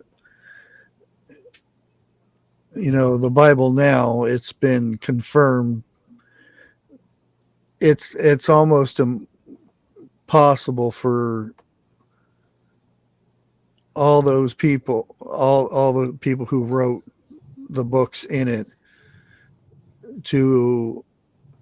for that somebody to copy it and change the words in it and stuff like that. There's always going to be, different meanings and everything by different versions of the Bible, but there's too much parallel in all four Gospels, if you ask me, that it has to be factual. Oh yeah, that's how I always looked at it. Yeah, And if somebody was going to when they found it, and somebody was to change it from what Greek to something else, the years that would take and stuff, it's just mind-boggling that how people say it's just a story. Well, look at it like this. There are different. I'd have to find the footnotes in some of Emanuel Velikovsky's books. There are sacred texts in Egypt that almost completely parallel the stories of the Exodus in the Old Testament. Oh yeah, and that's the thing. It's even when Jesus was up on the cross and everything, his enemies wrote about it. The guards wrote about it. How did they get statements from the guards and stuff that go along with the Bible? It's like I said, it's too parallel. You figure Yeah. anytime you tell somebody a story, there's either something added or taken away from the story. But there's too much parallels for this to all be just something stable.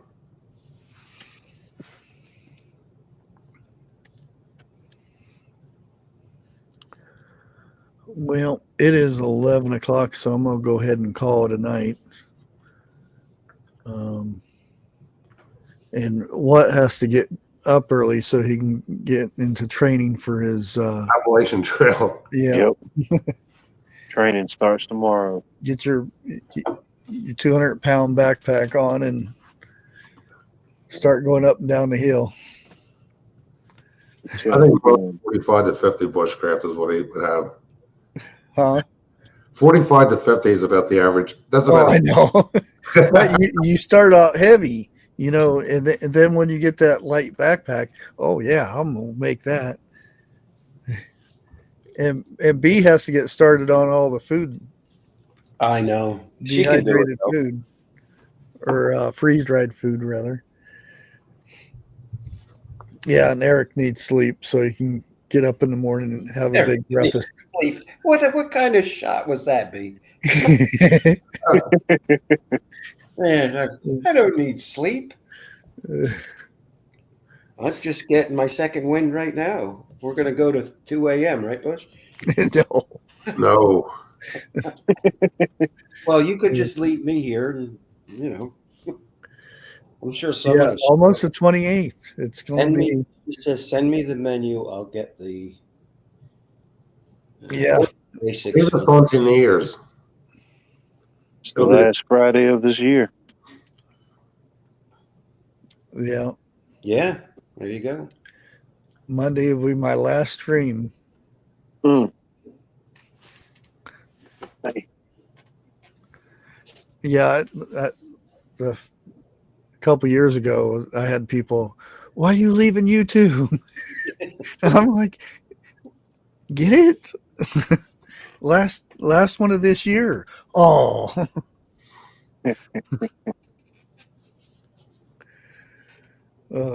You'll be leaving New York. Ooh, boy. Man. New York won't be the same. No. I'd like to know how Grace is getting all them fur babies down here. And feather babies and all that. Just saying. And all of her yarn. What if she's a van? That'll be a separate U-Haul. Bring some pizza down with you. I'm just kidding, Grace.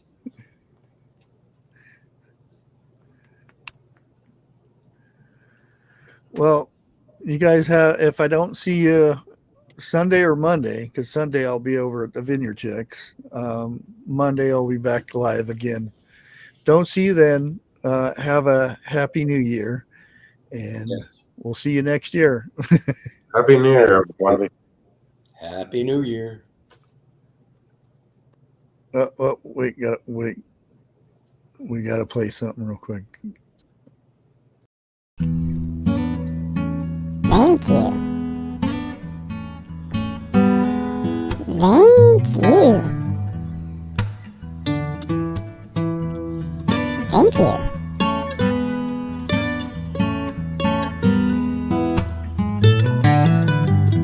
Oh yeah. Thank you.